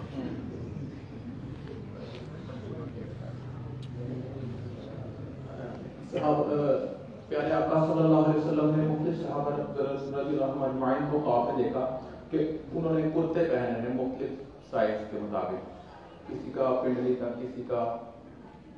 تو جناب عمر رضی اللہ تعالیٰ عنہ کو دیکھا کہ ان کا جو کپڑا ہے وہ پیروں تک لٹک رہا ہے. تو صحابہ رضی اللہ اجمعین نے عرض کیا کہ اس کی تعبیر فرمائیں، تو آپ صلی اللہ علیہ وسلم نے فرمایا کہ ایمان ہے، علم. پہلے سوال میں بھی غلطی تھی، اب بھی غلطی ہے، تو کیا خیال ہے؟ اگر انتظامیہ اجازت دے تو ان کی کوشش پر دے دیا جائے. ہیں آ جائیں. بسم اللہ، مبارک. سوال نمبر ویسے آپ اگر محدثین کے دور میں ہوتے نا تو ضعیف راوی کہلاتے ہیں. جی سوال نمبر 9.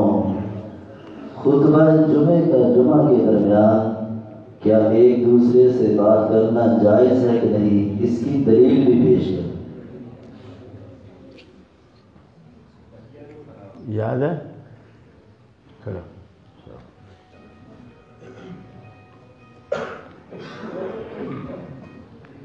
السلام علیکم ورحمۃ اللہ وبرکاتہ. خطبہ آتے کسی سے بات کرنا یہ جائز نہیں ہے. دلیل کیا ہے؟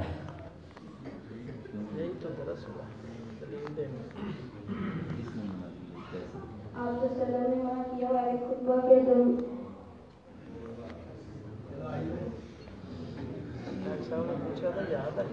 اچھا ایک منٹ آپ بھی کھڑے رہو. آپ بیٹا آپ دونوں کے اگر آدھے آدھے جواب صحیح ہوئے تو یہ اسی طرح لفافہ دونوں کا ہوگا. جی خطبے کے درمیان بات کرنا جائز نہیں. حضرت محمد صلی اللہ علیہ وسلم نے فرمایا جس نے خطبے کے درمیان بات کی اس نے جمعہ نہیں پڑھا. وہ حدیث سناؤ نا.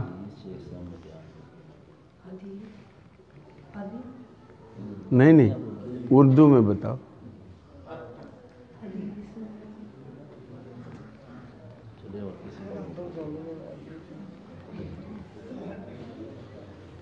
کیا خیال ہے؟ ویسے اتنی بات تو خیر ٹھیک ہے کہ اللہ کے رسول نے منع فرمایا، یہ بھی ایک دلیل ہے. میرا خیال ہے ان دونوں کو ایک لفافہ بسم اللہ اور آدھا ان کو دینا کھلے کرا کے. چل سوال نمبر 10. وفات پانے والی عورت کا غسل کس وجہ سے روکا گیا اور اس کا حل کس امام صاحب نے بتایا، کس دلیل کے ساتھ؟ آپ پہلے ہو گئے ہیں نا. ہاں تو سارے لفافے تو نہیں نا لو.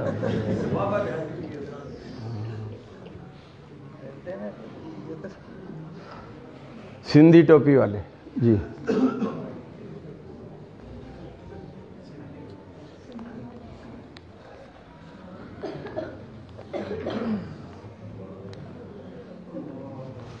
یہ سندھی تو نہیں ہے کہ سندھی ہے؟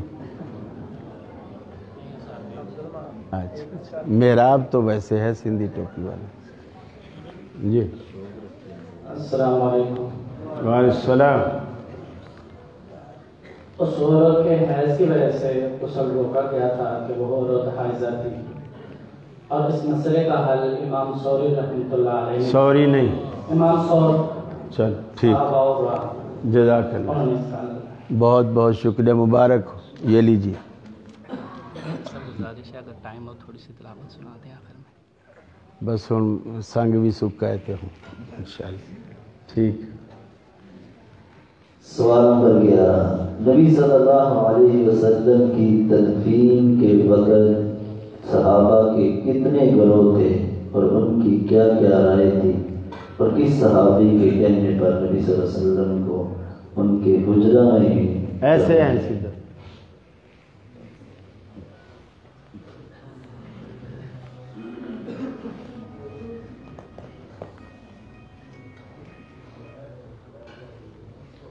السلام علیکم. نبی صلی اللہ علیہ وسلم کی وفات کے وقت صحابہ کرام کے 3 گروہ ہوئے، اور تینوں گروہوں میں سے ایک گروہ نے انتخاب کیا کہ نبی صلی اللہ علیہ وسلم کو مکہ میں جو ہے وہ دفن کیا جائے، اور دوسرے گروہ نے انتخاب کیا کہ زیادہ جو نبی ہیں انبیاء ہیں وہ یعنی کہ فلسطین وہ مسجد اقصیٰ کے پاس والی جگہ پہ ہیں. تو تیسرا جو گروہ تھا انہوں نے کہا کہ نبی صلی اللہ علیہ وسلم نے ہمارے ساتھ وعدہ کیا مہاجر وہ انصار کے ساتھ کہ آپ کا سینہ کرنا ہمارے ساتھ ہے. تو جو دلیل جو تھی وہ حضرت ابوبکر رضی اللہ تعالیٰ عنہ تھی کہ نبی صلی اللہ علیہ وسلم نے کہا تھا کہ جہاں پہ نبی فوت ہوتے ہیں وہیں پر ان کو مدفون کیا جائے. ماشاءاللہ. جزاک اللہ. مبارک ہو.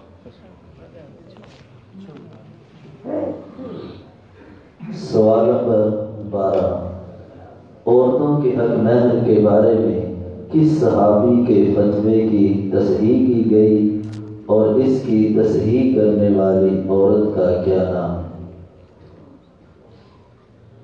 سوال کیا تھا؟ میں نے سوال نہیں سنا۔ حق مہر کے متعلق کس صحابی کے فتوے کی تصحیح کی گئی اور اس فتوے کی تصحیح کرنے والی عورت کا کیا نام؟ بزرگ جی۔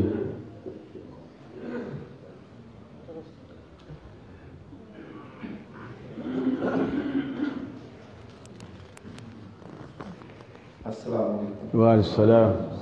حضرت عمر رضی اللہ تعالیٰ عنہ کا یہ فتویٰ آیا تھا کہ عورتوں کا حق مہر مقرر ہونا چاہیے، اور جس صحابیہ نے اس فتوے کا رد کیا تھا ان کا نام خولا رضی اللہ تعالیٰ عنہ تھا۔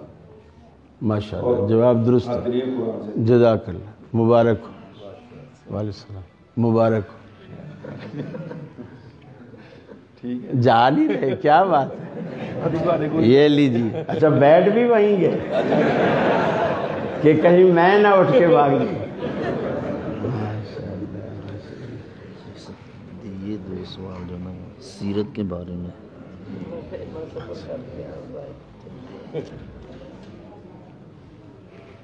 بولے آئندہ سے انشاءاللہ ہمارے دو سوال جو ہیں وہ نبی صلی اللہ علیہ وسلم کی سیرت کے بارے میں ہوا کریں گے۔ تو آج سے ہم آغاز کرتے ہیں۔ یہ سوال بچوں سے ہے کہ نبی صلی اللہ علیہ وسلم کے والد کا کیا نام تھا اور آپ کی والدہ کا کیا نام تھا؟ اچھا، بچوں میں عمر کی کوئی قید ہے؟ کس عمر کا بچہ؟ عمر کی کوئی قید ہے؟ نہیں۔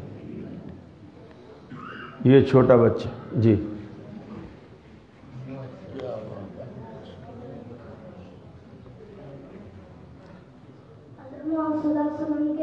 والدہ کا نام بی بی آمنہ تھا اور والد کے نام عبداللہ تھا۔ شاباش شاباش، ماشاء اللہ، مبارک ہو۔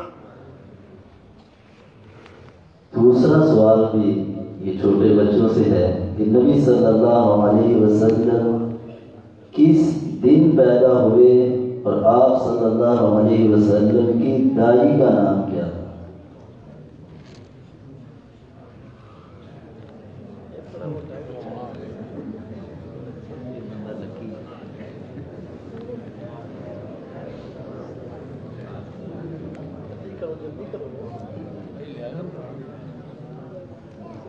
السلام علیکم۔ وعلیکم آپ صلی اللہ علیہ وسلم 12 ربیع الاول والے دن پیدا ہوئے تو آپ کی دائی کا نام تھا دائی ہند۔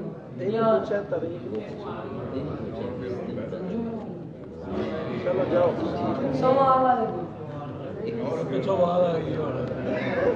چلو جواب درست، جزاک اللہ۔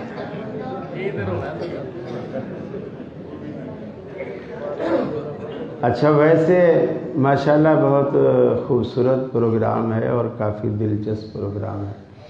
میرا انتظامیہ کو ایک مشورہ ہے، تجویز ہے، اگر وہ پسند آئے تو اس کو کیجئے گا کہ یہ جس طرح آپ ہر اتوار کو کر رہے ہیں نا، تو پھر سال میں ایک تقریب رکھیں اور اس تقریب میں نا انہی لوگوں میں پھر پورا اندازی کر کے جو لوگ انعام جیت رہے ہیں، سال بعد آپ کی مسجد میں ایک ریکارڈ ہونا چاہیے، اور جو آج 12 لوگ صحیح جواب دے کر انعام لے گئے ہیں نا، ان کے ناموں کا اندراج ہونا چاہیے، اور سال بعد اسی دن ایک تھوڑا اس کو بڑے پیمانے پر کہہ لیں ایک تقریب ہو، اور اس میں کم از کم 3 ٹکٹ عمرے کے نکالے جائیں۔ تو یہ بہت خوبصورت پروگرام ہے، اور انشاءاللہ جو لوگ پھر وہ جو 3 ٹکٹ عمرے کے نکالے جائیں وہ خطیب کی پسند پہ نہ نکالے جائیں، وہ قرآن اندازی پر نکالے جائیں. پھر یعنی وہ فیصلہ اللہ پر چھوڑ دیں کہ اللہ کس کو بلانا چاہ رہا ہے. بس یہ ایک میری تجویز ہے، اگر پاس آئے تو ایسا بھی بہرحال گوجرانوالہ والے ایسا کر سکتے ہیں ماشاءاللہ، خاص کر اس سوسائٹی والے کو. جی آخری سوال ہمارا نماز کے ترجمے کے بارے میں ہوتا ہے. اس سے پہلے ایک اعلان سماعت فرما لیں. انشاءاللہ آئندہ جو اتوار آ رہا ہے ہمارے پاس تشریف لا رہے ہیں فضیلت الشیخ محترم جناب غلام مصطفیٰ ظہیر امن کو بھی حافظہ اللہ تعالی. انشاءاللہ وہ درس قرآن ارشاد فرمائیں گے. تمام احباب سے گزارش ہے کہ اسی طرح جوڑ کر جو تشریف لائیں انشاءاللہ بہت فائدہ ہوگا. تو اب کوئی بچہ آئے اور تمام احباب کو جو نماز ہے وہ ترجمے کے ساتھ پڑھا دے.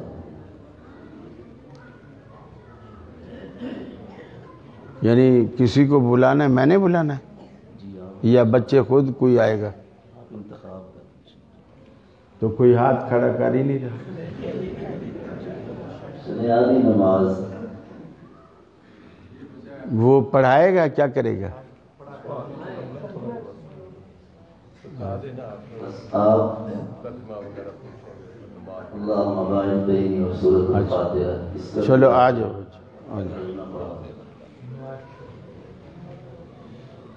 السلام علیکم. وعلیکم السلام ورحمۃ اللہ. بیٹا دعا استفتاح اور سورۃ الفاتحہ پڑھائیں. ہاں میرے کان میں نہیں، اس میں بول. سورہ فاتحہ، سورہ فاتحہ. ہاں بسم اللہ الرحمن الرحیم. شروع کرتا ہوں اللہ کے نام سے جو بڑا مہربان ہے، رحم کرنے والا ہے. الحمدللہ رب العالمین. سب طرح کی تعریفیں اللہ تعالیٰ ہی کو صلاح بار ہو ہیں جو تمام مخلوقات کا پروردگار ہے. الرحمن الرحیم بڑا مہربان نہایت رحم کرنے والا ہے. مالک یوم الدین انصاف کے دن کا حاکم. ایاک نعبد و ایاک نستعین. اے پروردگار ہم تیری عبادت کرتے ہیں اور تجھ ہی سے مدد مانگتے ہیں. اہدنا الصراط المستقیم. ہم کو سیدھے راستے پر چلا. صراط الذین انعمت علیہم.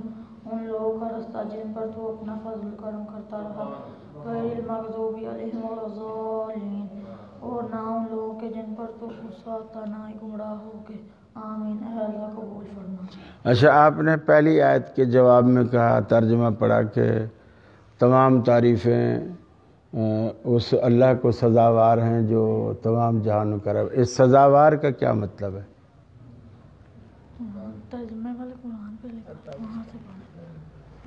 اچھا، ویسے میری گزارش ہے جو استاد صاحب بچوں کو پڑھاتے ہیں نا، ترجمے میں جو لفظ لکھے ہوئے ہوتے ہیں ضروری نہیں کہ آپ وہی لفظ ہی یاد کروائیں. اس سے آسان کوئی لفظ ہو، یعنی سزاوار کا مطلب اس کو لائق ہے، اس کو زیبا ہے. اب بچے کو پتہ ہی نہیں سزاوار کا مطلب کیا ہے، طوطے کی طرح رٹا ہوا ہے. تو آپ وہاں بتائیں الحمدللہ رب العالمین. تمام تعریفیں اللہ کے لیے ہیں جو تمام جہانوں کا رب ہے. اسے آپ آسان کر کے تاکہ بچے کے دماغ میں بھی بیٹھے. آپ اس کے مکلف نہیں کہ جو لفظ ترجمے والے نے لکھے. اب ترجمہ انڈیا میں مطلب آج سے 100 سال پہلے کسی نے کیا. اب اس وقت اردو بھی بڑی عجیب قسم کی ہوتی تھی، لکھنؤ کی اردو، دہلی کی اردو اور پرانی اردو آپ دیکھو تو آج کل ہمیں بھی سمجھ میں نہیں آتی. تو اس ٹرینڈ کو چینج کریں اور استاد جو ہے وہ اپنے الفاظ میں اس کو سلیس کر کے بچوں کو یاد کریں. جزاک اللہ. ٹھیک ہے بیٹا، یہ انعام دینا ہے ان کو. یہ تو ہے ہی ایک بچہ بس. ٹھیک ہے، جزاک اللہ مبارک.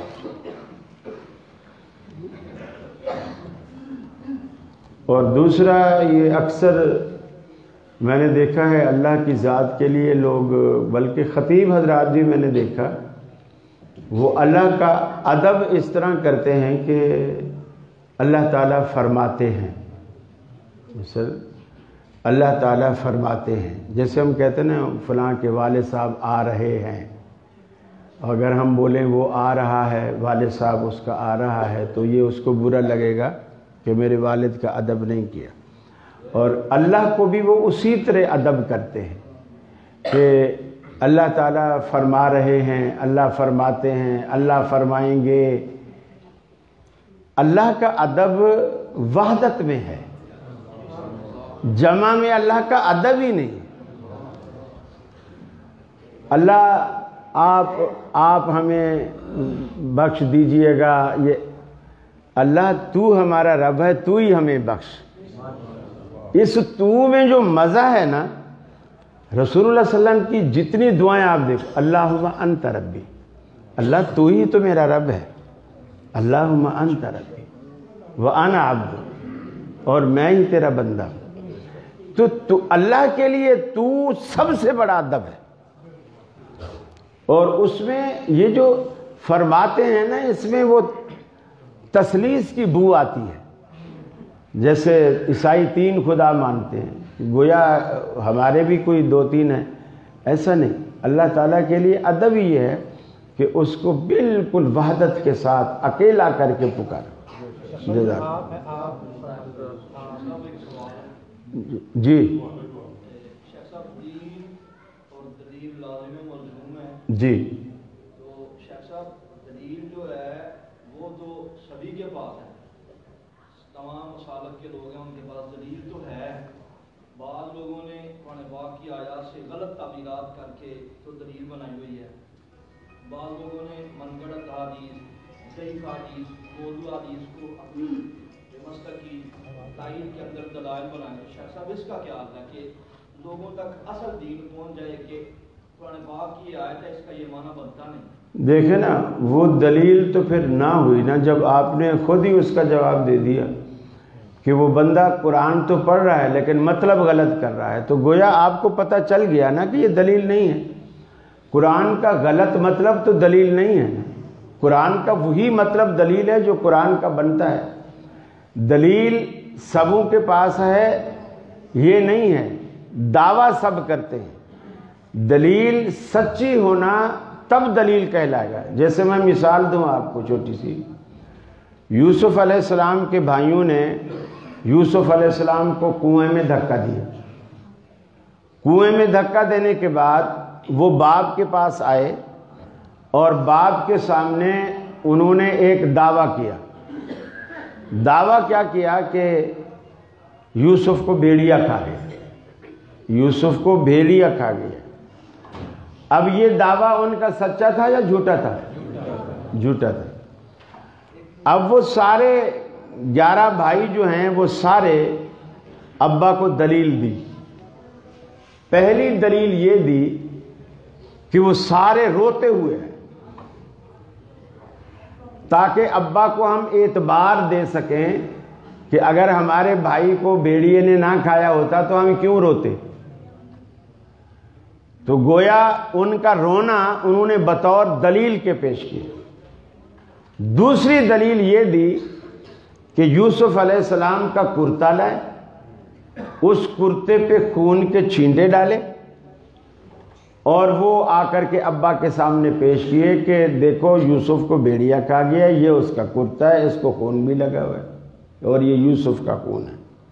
اب مجھے بتائیے ان کا رونا اور ان کا خون آلود کرتا پیش کرنا یہ سچا تھا یا جھوٹا تھا؟ اب انہوں نے بطور دلیل کے پیش کیا، تو اس سے یہ پتہ چلا کہ ہر پیش کی جانے والی دلیل دلیل نہیں ہوتی، دلیل وہی ہوتی ہے جو سچی ہو، جھوٹی بات دلیل نہیں ہوتی۔ تو لہٰذا یعقوب علیہ السلام نے بھی یقین نہیں کیا اور ساری عمر روتے رہے، ساری عمر روتے رہے، اور انہوں نے کہا کہ میں اس انما اشکو بثی و حزنی اللہ، میں اپنا سارا درد دل علیم بذات الصدور کے حوالے کرتا ہوں، اور گویا تمہاری باتوں پہ تو مجھے یقین نہیں ہے، اب وہی سارا معاملہ کرے گا۔ پھر حضرت یوسف بڑا ہو گیا، جوان ہو گیا، مصر کا بادشاہ بن گیا، یوسف کے بھائی وہاں سے غلہ لے کر آ رہے ہیں، یوسف علیہ السلام نے انہیں پہچان بھی لیا، ان کو اپنا کرتا بھی دیا۔ اب ہزاروں میلوں کے فاصلے پر یعقوب علیہ السلام نابینا ہیں اور گھر والوں کو کہہ رہے ہیں یار اگر تم مجھے پاگل یا یوسف کی محبت میں دیوانہ نہ سمجھو تو میں آج تمہیں بڑی سچی بات بتاتا ہوں، इन्नी लाजिद रीहा यूसुफ, आज तो मुझे मेरे यूसुफ की खुशबू आ रही। तो ज़रूरी नहीं कि जो कुछ पेश किया जाए वो दलील हो, आप उसे परखो। मैं कहूँ कि जी जो टोपी मैंने पहनी हुई है ये 5 लाख रुपए की है, आप मानोगे? नहीं मानोगे ना। अब अगर मैंने 5 लाख दावा किया है तो इसको साबित करना मेरा काम है। अब आप मुझसे दलील मांगोगे कि जी कारी साहब ज़रा टोपी तो दिखाओ, इसमें धागा भी आम धागा है और मन का जो लगा हुआ है वो भी आम मोती है, कोई सोने का मोती नहीं लगा हुआ है, तो इस किस तरह 5 लाख की ये हो गई है। अब वो साबित करना मेरा काम। अगर मैं साबित ना कर सका तो आप में से हर एक कहेगा मौलवी साहब का दावा झूठा है। तो दलील तो सारे देते हैं, लेकिन दलील सच्ची नहीं होती। जब सच्ची नहीं है तो वो दलील नहीं है, तो उसको परखना आसान है। जी जी, आपने बोला है कि अल्लाह के लिए वाहिद का सीगा इस्तेमाल करना जी। हालांकि अल्लाह रब्बुल इज्जत कुरान में तो अपने लिए नहनु कद्दरना इन्ना अंज़लना के सीगे बोलते हैं, तो इसके बारे में क्या कहेंगे? मैंने ये कहा कि हमें बोलना चाहिए वाहिद का सीगा। अल्लाह खुद तो, अब हमें कहा कि तुम अगर गैरुल्लाह की कसम खाओगे तो शिरक है। अल्लाह को देखो कुरान भरा पड़ा हुआ है, कहीं 3 की कसम, ये इंजीर की कसम, कोहतूर की कसम, कहीं रसूलुल्लाह सल्लल्लाहु अलैहि वसल्लम की उम्र की कसम, कहीं शहर मक्का की कसम। अल्लाह ताला ने कसम, ये सब गैरुल्लाह है। अल्लाह क्या करता है ये दलील नहीं है, हमें क्या हुक्म है अल्लाह की तरफ से वो दलील। अल्लाह तो मर्जी का मालिक है, वो खुद भी जैसा भी चाहे कहे। अल्लाह ने कहा, रसूलुल्लाह सल्लल्लाहु अलैहि वसल्लम ने कभी अल्लाह को जमा के सीगे के साथ मुखातिब किया, ये दलील थी। रसूलुल्लाह ने अल्लाह को कभी जमा के सीगे के साथ मुखातब नहीं किया कि ऐ अल्लाह तुम हमारे रब हो, ऐसा कभी नहीं किया, तू हमारा रब है। तो इसमें जो तौहीद की जो झलक आती है वो वहदत में ही आती है। जी हनफी फ़र्क करते हैं, अहले हदीस फ़र्क नहीं करते। हम सुन्नत और हदीस में कोई फ़र्क नहीं करते, और सुन्नत भी हदीस है और हदीस भी सुन्नत है। हनफी ये फ़र्क करते हैं कि जो रसूलुल्लाह सल्लल्लाहु अलैहि वसल्लम ने कुछ करने को कहा या बताया या किया और वो मुस्तकिल आपने किया तो वो तो बोले सुन्नत बन गई, और जो एक आध दफ़ा आपने कह दिया तो बस वो बोले हदीस है। ये हनफी फ़र्क करते हैं। हम ये कहते हैं अल्लाह के रसूल ने ज़िंदगी में एक दफ़ा भी अगर अमल किया है ना और फिर उम्मत को उससे मना नहीं किया तो वो उम्मत सारी ज़िंदगी भी कर सकती है। अगर आपने मना नहीं किया, मना कर दिया तो फिर दूसरी बात। जी जनाब, के बारे में भी बाहर का सीगा इस्तेमाल किया जाएगा या वो तो इंसान है ना, इंसानों का अदब तो आप उसी तरह करें जिस तरह हम आपस में करते हैं। जी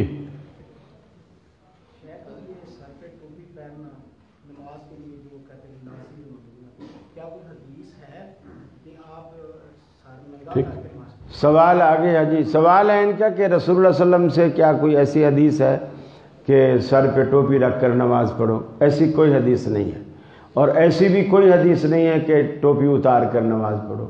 रसूलुल्लाह सल्लल्लाहु अलैहि वसल्लम से सर से मुताल्लिक कोई भी हुक्म मौजूद नहीं है।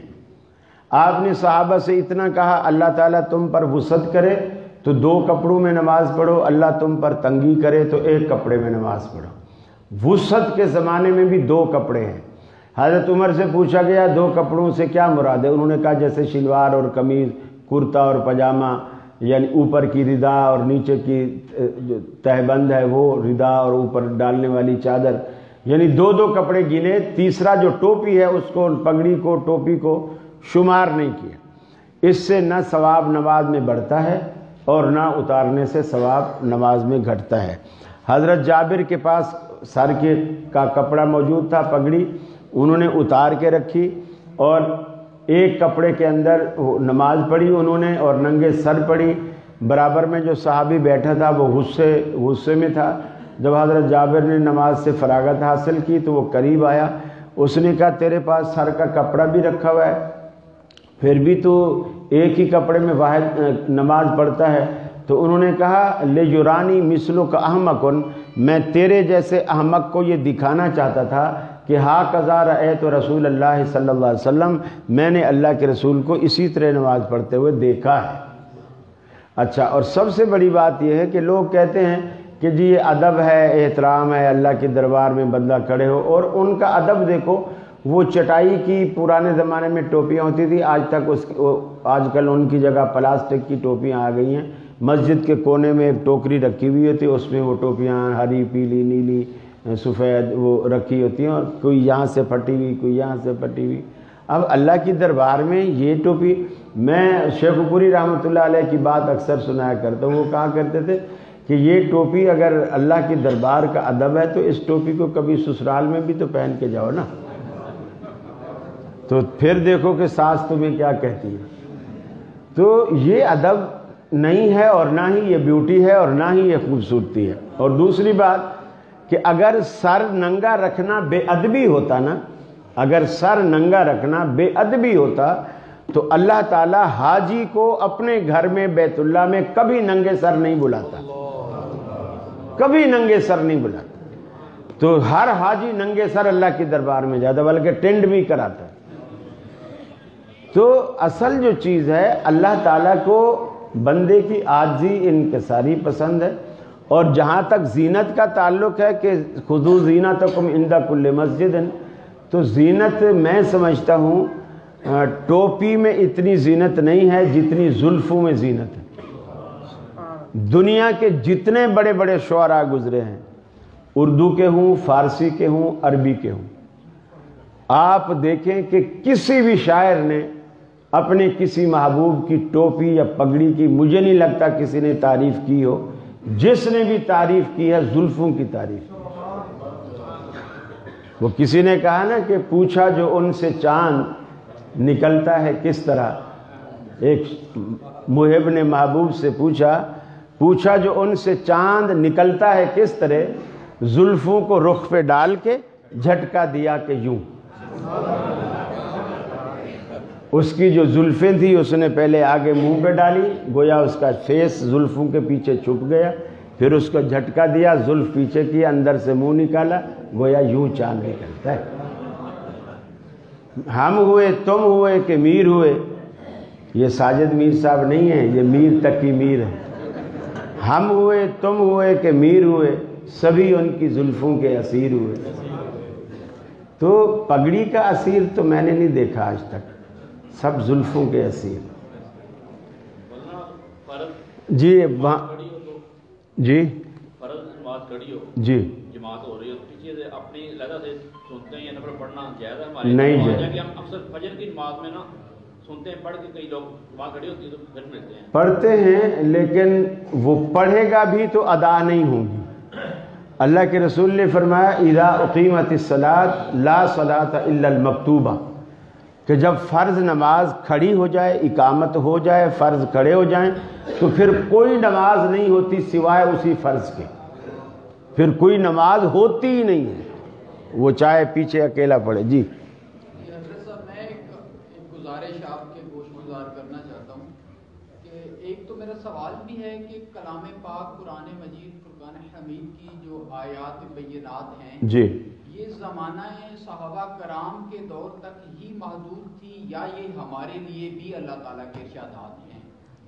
اور دوسری بات یہ کہ میرا ایک اپنا تقیہ خیال ہے کہ یہ جو ہم مسلکوں میں بٹے ہوئے ہیں اور امت محمدیہ کو ہم نے ایسے تقسیم کیا ہوا ہے، ایک دوسرے کو سچا جھوٹا ثابت کر کے ایک دوسرے مسلک سے، دوسرے لوگوں سے ہم ایک الگ سا مذہب بنایا ہوا ہے، اور ہم ان سے نفرت کرتے ہیں کہ جی وہ فلاں جو ہے وہ ٹھیک نہیں، ہم ٹھیک ہیں، وہ فلاں ٹھیک نہیں، ہم ٹھیک ہیں، بجائے اس کے کہ ہم ان کو تقسیم کرنے کے سارے آپس میں محبت کریں اور صرف توحید و رسالت پہ ایمان لائیں اور اسی کا پرچار کریں اور اسی کی ترغیب دلائیں باقی لوگوں کو بھی اور اپنے بچوں کو بھی، آنے والی نسلوں کو بھی، تو یہ بہتر ہوگا؟ یا پھر صرف مسالک پہ ہی ہم بس بحث کرتے رہیں گے پوری زندگی کہ یہ مسلک ٹھیک نہیں، وہ ٹھیک؟ جزاک اللہ۔ پہلی بات تو یہ ہے کہ جب رسول اکرم صلی اللہ علیہ وسلم کو اللہ تعالیٰ نے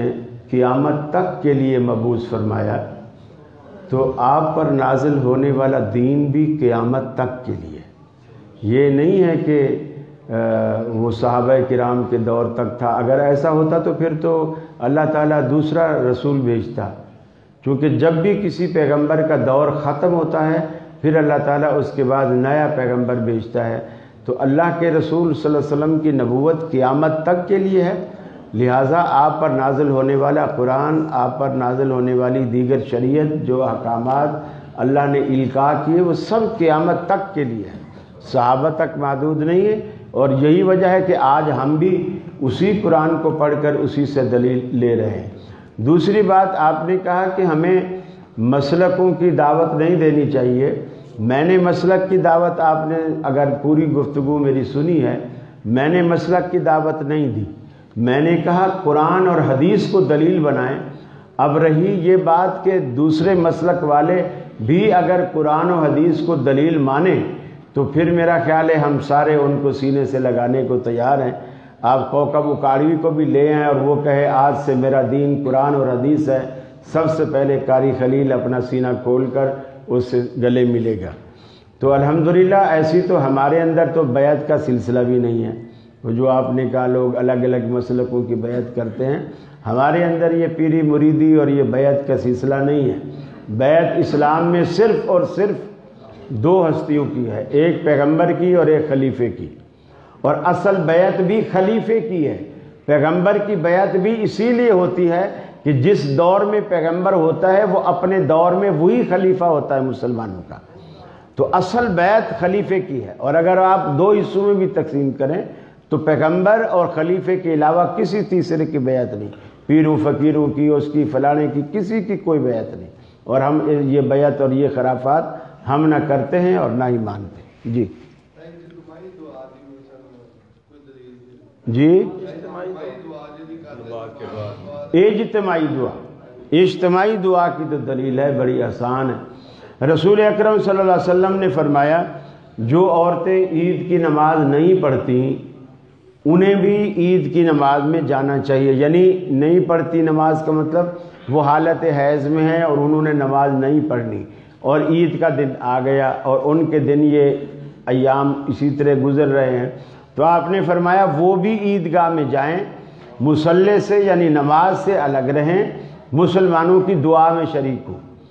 اگر مسلمان وہاں اجتماعی دعا کرتے ہی نہیں تھے، اللہ کے رسول کرتے ہی نہیں تھے، تو عورتوں کو کس چیز میں شریک ہونے سے کہا گیا کہ نماز تو انہوں نے ویسے نہیں پڑھنی.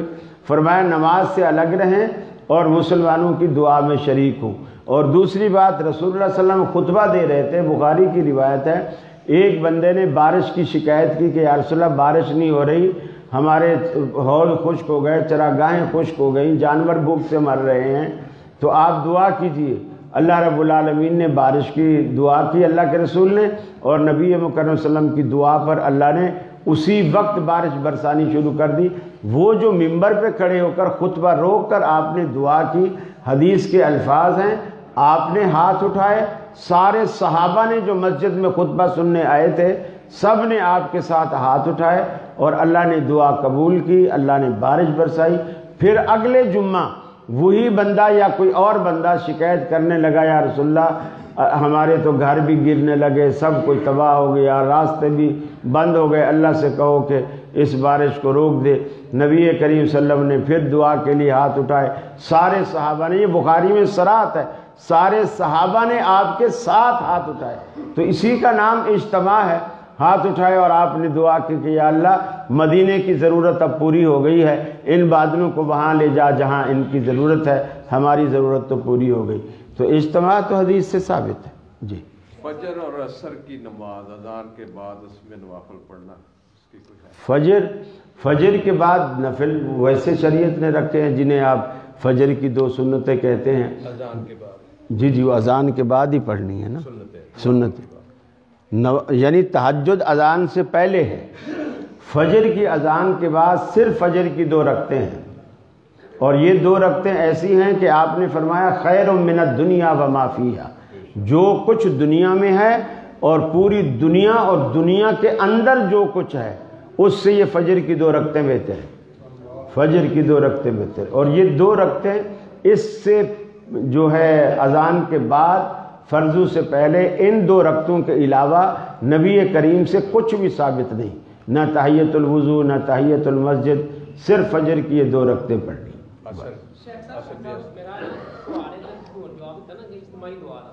ਸਾਡੇ ਬਰੇਲੀ ਭਰਾ ਨਾ ਇੱਕ ਤੇ ਦਲੀਲ ਬਣਦੇ ਕਹਿੰਦੇ ਜੀ ਫਰਜ਼ਨ ਮੌਤ ਤੋਂ ਬਾਅਦ ਅਸੀਂ ਦੁਆ ਮੰਗਦੇ ਆ ਜਨਾਜ਼ਾ ਪੜ੍ਹ ਕੇ ਬਾਅਦ ਦੁਆ ਮੰਗਦੇ ਆ, ਉਹ ਦਲੀਲ ਦਿੰਦੇ ਜੀ ਇਹ ਚੀਜ਼ ਦਲੀਲ ਦਿੰਦੇ ਨੇ ਜੀ ਦੁਆ ਦੀ ਤਾਂ ਦੁਆ ਕਰਨੇ ਆ ਜਨਾਜ਼ਾ ਪੜ੍ਹ ਕੇ ਫਰਜ਼ਨ ਮੌਤ ਤੋਂ ਬਾਅਦ ਦੁਆ ਮੰਗਦੇ ਨਾ ਤੇ ਜਨਾਜ਼ਾ ਪੜ੍ਹ ਕੇ ਉਸ ਤੋਂ ਬਾਅਦ ਵੀ ਦੁਆ ਮੰਗਦੇ ਨੇ, ਇਹਦੇ ਮਤਲਬ ਥੋੜਾ ਜਿਹਾ ਨਾ اصل میں اللہ کے رسول کی صلی اللہ علیہ وسلم عادت یہ تھی کہ جب بھی کوئی دعا کے لیے درخواست کرتا، فرضوں کے بعد روٹین نہیں تھی اللہ کے رسول کی، معمول نہیں تھا، اور فرض کے بعد دعا نماز کا لازمی حصہ نہیں ہے، سلام پہ نماز مکمل ہے، اس نماز کے اندر بھی دعائیں ہیں۔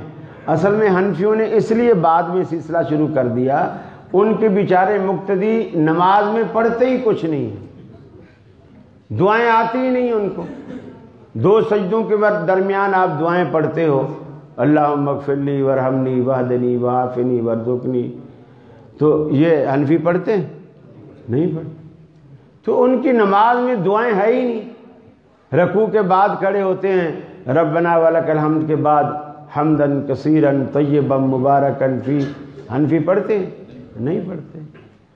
تو ان کی نماز تو دعاؤں سے خالی ہے، تو اس لیے ان بیچاروں کو پھر نماز کے بعد مانگنی پڑتی ہے کہ یار مسجد میں آئیں، آخر 10-15 منٹ لگائیں تو کچھ تو ہو۔ تو وہ پھر جنازے میں بھی آپ دیکھو 1.5 منٹ میں جنازے، طارق جمیل نے کوئی سیاسی بندہ مرا تھا، کون تھا اس کا، طارق جمیل نے جنازہ پڑھا ہے،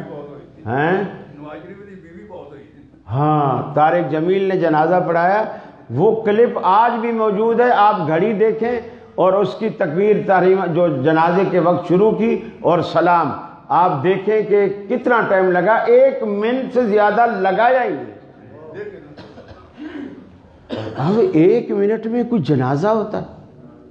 اللہ کے رسول نے فرمایا میت کے جو حق ہے نا زندوں پر، یہ جنازہ آخری حق ہے کہ اس کو دعاؤں کے ساتھ رخصت کرو۔ اور اللہ کے رسول جب جنازہ پڑھتے نا، ایک دعا کو بار بار رو کر اتنی رقت کے ساتھ کہ عوف بن مالک کہتے ہیں میں جب جنازے میں پیچھے کھڑا ہوا، اللہ کے رسول ایک صحابی کا جنازہ پڑھا رہے تھے اور آپ اتنی دعائیں اس کے لیے مانگ رہے تھے کہ میں دل میں کھڑا یہ تمنا کر رہا تھا کہ کاش اس میت کی جگہ میری میت ہوتی، کہ اللہ کے رسول یہ دعائیں میرے لیے پڑھتے، یعنی اس کو یقین ہو گیا تھا کہ اب یہ بندہ بخشا ہی گیا، یعنی ظاہر بات ہے اتنی دل سے۔ اور پھر کہتے ہیں دوسرا کام میں نے جنازے میں یہ کیا کہ اللہ کے رسول نے جو دعائیں کی میں نے وہ یاد کر لی، حفظت من دعائی، آپ کی دعاؤں میں سے میں نے دعا جنازے کے اندر یاد کر لی، گویا اللہ کے رسول جہری جنازہ پڑھا رہے تھے آواز سے، اور وہ دعائیں سن رہا ہے اور یاد کر رہا ہے۔ تو مولوی حق ادا، اس لیے پھر وہ بعد میں مانگتے ہیں، عربی والی دعائیں یاد نہیں کی، پنجابی والی دعا بعد میں مانگتے ہیں، تو یہ غلط طریقہ ہے، خلاف سنت ہے۔ جی شیخ صاحب، وہ جو لوگ قسطوں پہ چیز وغیرہ لیتے ہیں، کیا وہ ہمیں یا ہمیں کو تھوڑا سا، یہ تو پورا ٹاپک ہے، پہلے بھی میرے خیال میں آیا ہوں، یہ 4-5 دفعہ وضاحت ہو چکی ہے، رات بھی پروگرام تھا وہاں بھی اچھی خاصی وضاحت ہو۔ اصل میں یہ مختصر میں بتاؤں گا تو آپ کو سمجھ میں نہیں آئے گا، اگر مختصر آتا ہے تو یہ ناجائز ہے۔ میں بھی جانتا ہوں شیخ صاحب کو، وہ ہمارے بڑے ہیں، بزرگ ہیں، بہرحال وہ کہتے ہیں، اب بھی کہتے ہیں، اور ہمارے شیخ ابراہیم بھٹی صاحب ہیں، وہ بھی شیخ ناصر صاحب کی جماعت کے ہیں، وہ کہتے ہیں حرام ہے۔ مولانا ابراہیم بھٹی صاحب کا نام سنا ہے آپ نے؟ ہاں، وہ انہی جماعت کے ہیں، جمعیت اہل حدیث سندھ کے۔ شیخ ناصر صاحب امیر ہیں، وہ شاید پتہ نہیں نائب امیر ہیں یا کیا ہے، تو وہ اس کو حرام کہتے ہیں۔ آپ کے گجرانوالہ کے مولانا عبد المنان نور پوری رحمۃ اللہ علیہ، ان کی مقالات نور پوری ہے، آپ اس کو پورا چیپٹر ہے اس کے اندر، انہوں نے بھی اس کو حرام قرار دیا۔ بہرحال علماء مختلف ہی ہیں، میں نے اسی لیے عرض کیا تھا مختصر بتاؤں گا تو آپ کو سمجھ نہیں آئے گا، اس کے لیے ڈیٹیل، یہ پورا ٹاپک ہے، آپ کبھی بلاؤ اور ٹاپک ہی یہ رکھو नकद और उधार की कीमतों में फ़र्क की शरई हैसियत, फिर घंटे पौने घंटे का बयान और इसी बात पर हो, फिर मज़ा आएगा। जी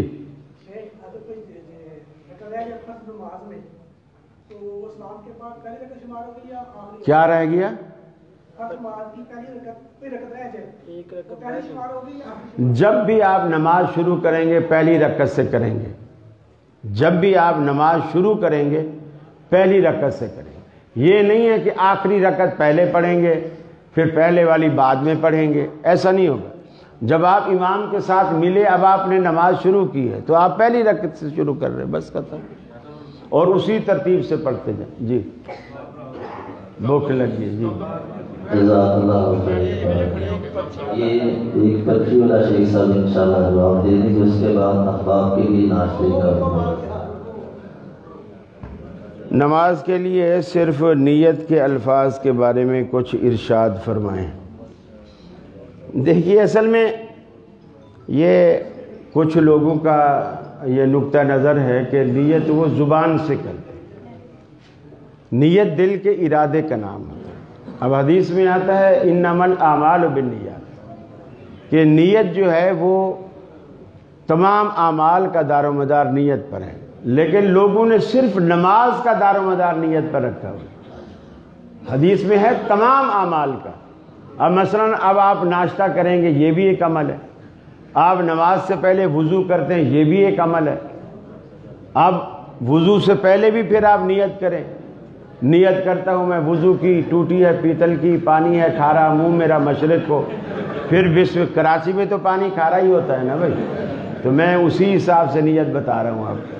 अगर आपके गुजरांवाला का मीठा पानी है तो आप इसको बदल सकते हैं कि ये असल में अब आप नाश्ता करेंगे। मुझे नहीं मालूम कि चूँकि मैं यहाँ आपके यहाँ इस प्रोग्राम में पहली दफ़ा नाश्ता करूँगा और मुझे ये राज अभी तक फाश नहीं किया गया कि इस नाश्ते में होता क्या है, और ये मुझे आज पता चलेगा कि क्या होता है। वरना उसके लिए भी आप नियत करेंगे, नियत करता हूँ मैं नाश्ते की, साथ में पराठा तला हुआ है देसी घी में, ऊपर है मक्खन, फिर साथ में साग भी है, ऊपर चाय, शुगर का मरीज़ हूँ, चाय पीऊँगा फीकी, फिर ये सारी चीज़ें आप नियत करके फिर आप नाश्ता शुरू करें। तो सिर्फ नमाज का दारोमदार नहीं है। मुझसे टीवी में सवाल हुआ, वहाँ भी मैंने कहा, मैंने कहा फिर आमिर लियाकत ने पूछा तो फिर बोल चैनल में क्या नियत होगी यहाँ अगर नमाज पढ़ी जाए?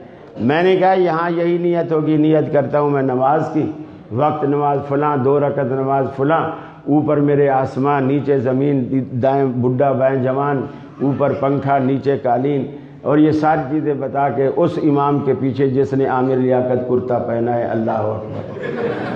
अरे तो अल्लाह के बंदे, नियत दिल के इरादे का नाम है। जब आप घर से निकले तो आपने ये इरादा कर लिया कि मैं नमाज़ पढ़ने जा रहा हूँ। आपको ये भी पता ज़ोहर पढ़ने जा रहे हैं, असर पढ़ने जा रहे हैं, मगरिब पढ़ने जा रहे हैं, बस वही नियत। सुभान अल्लाह।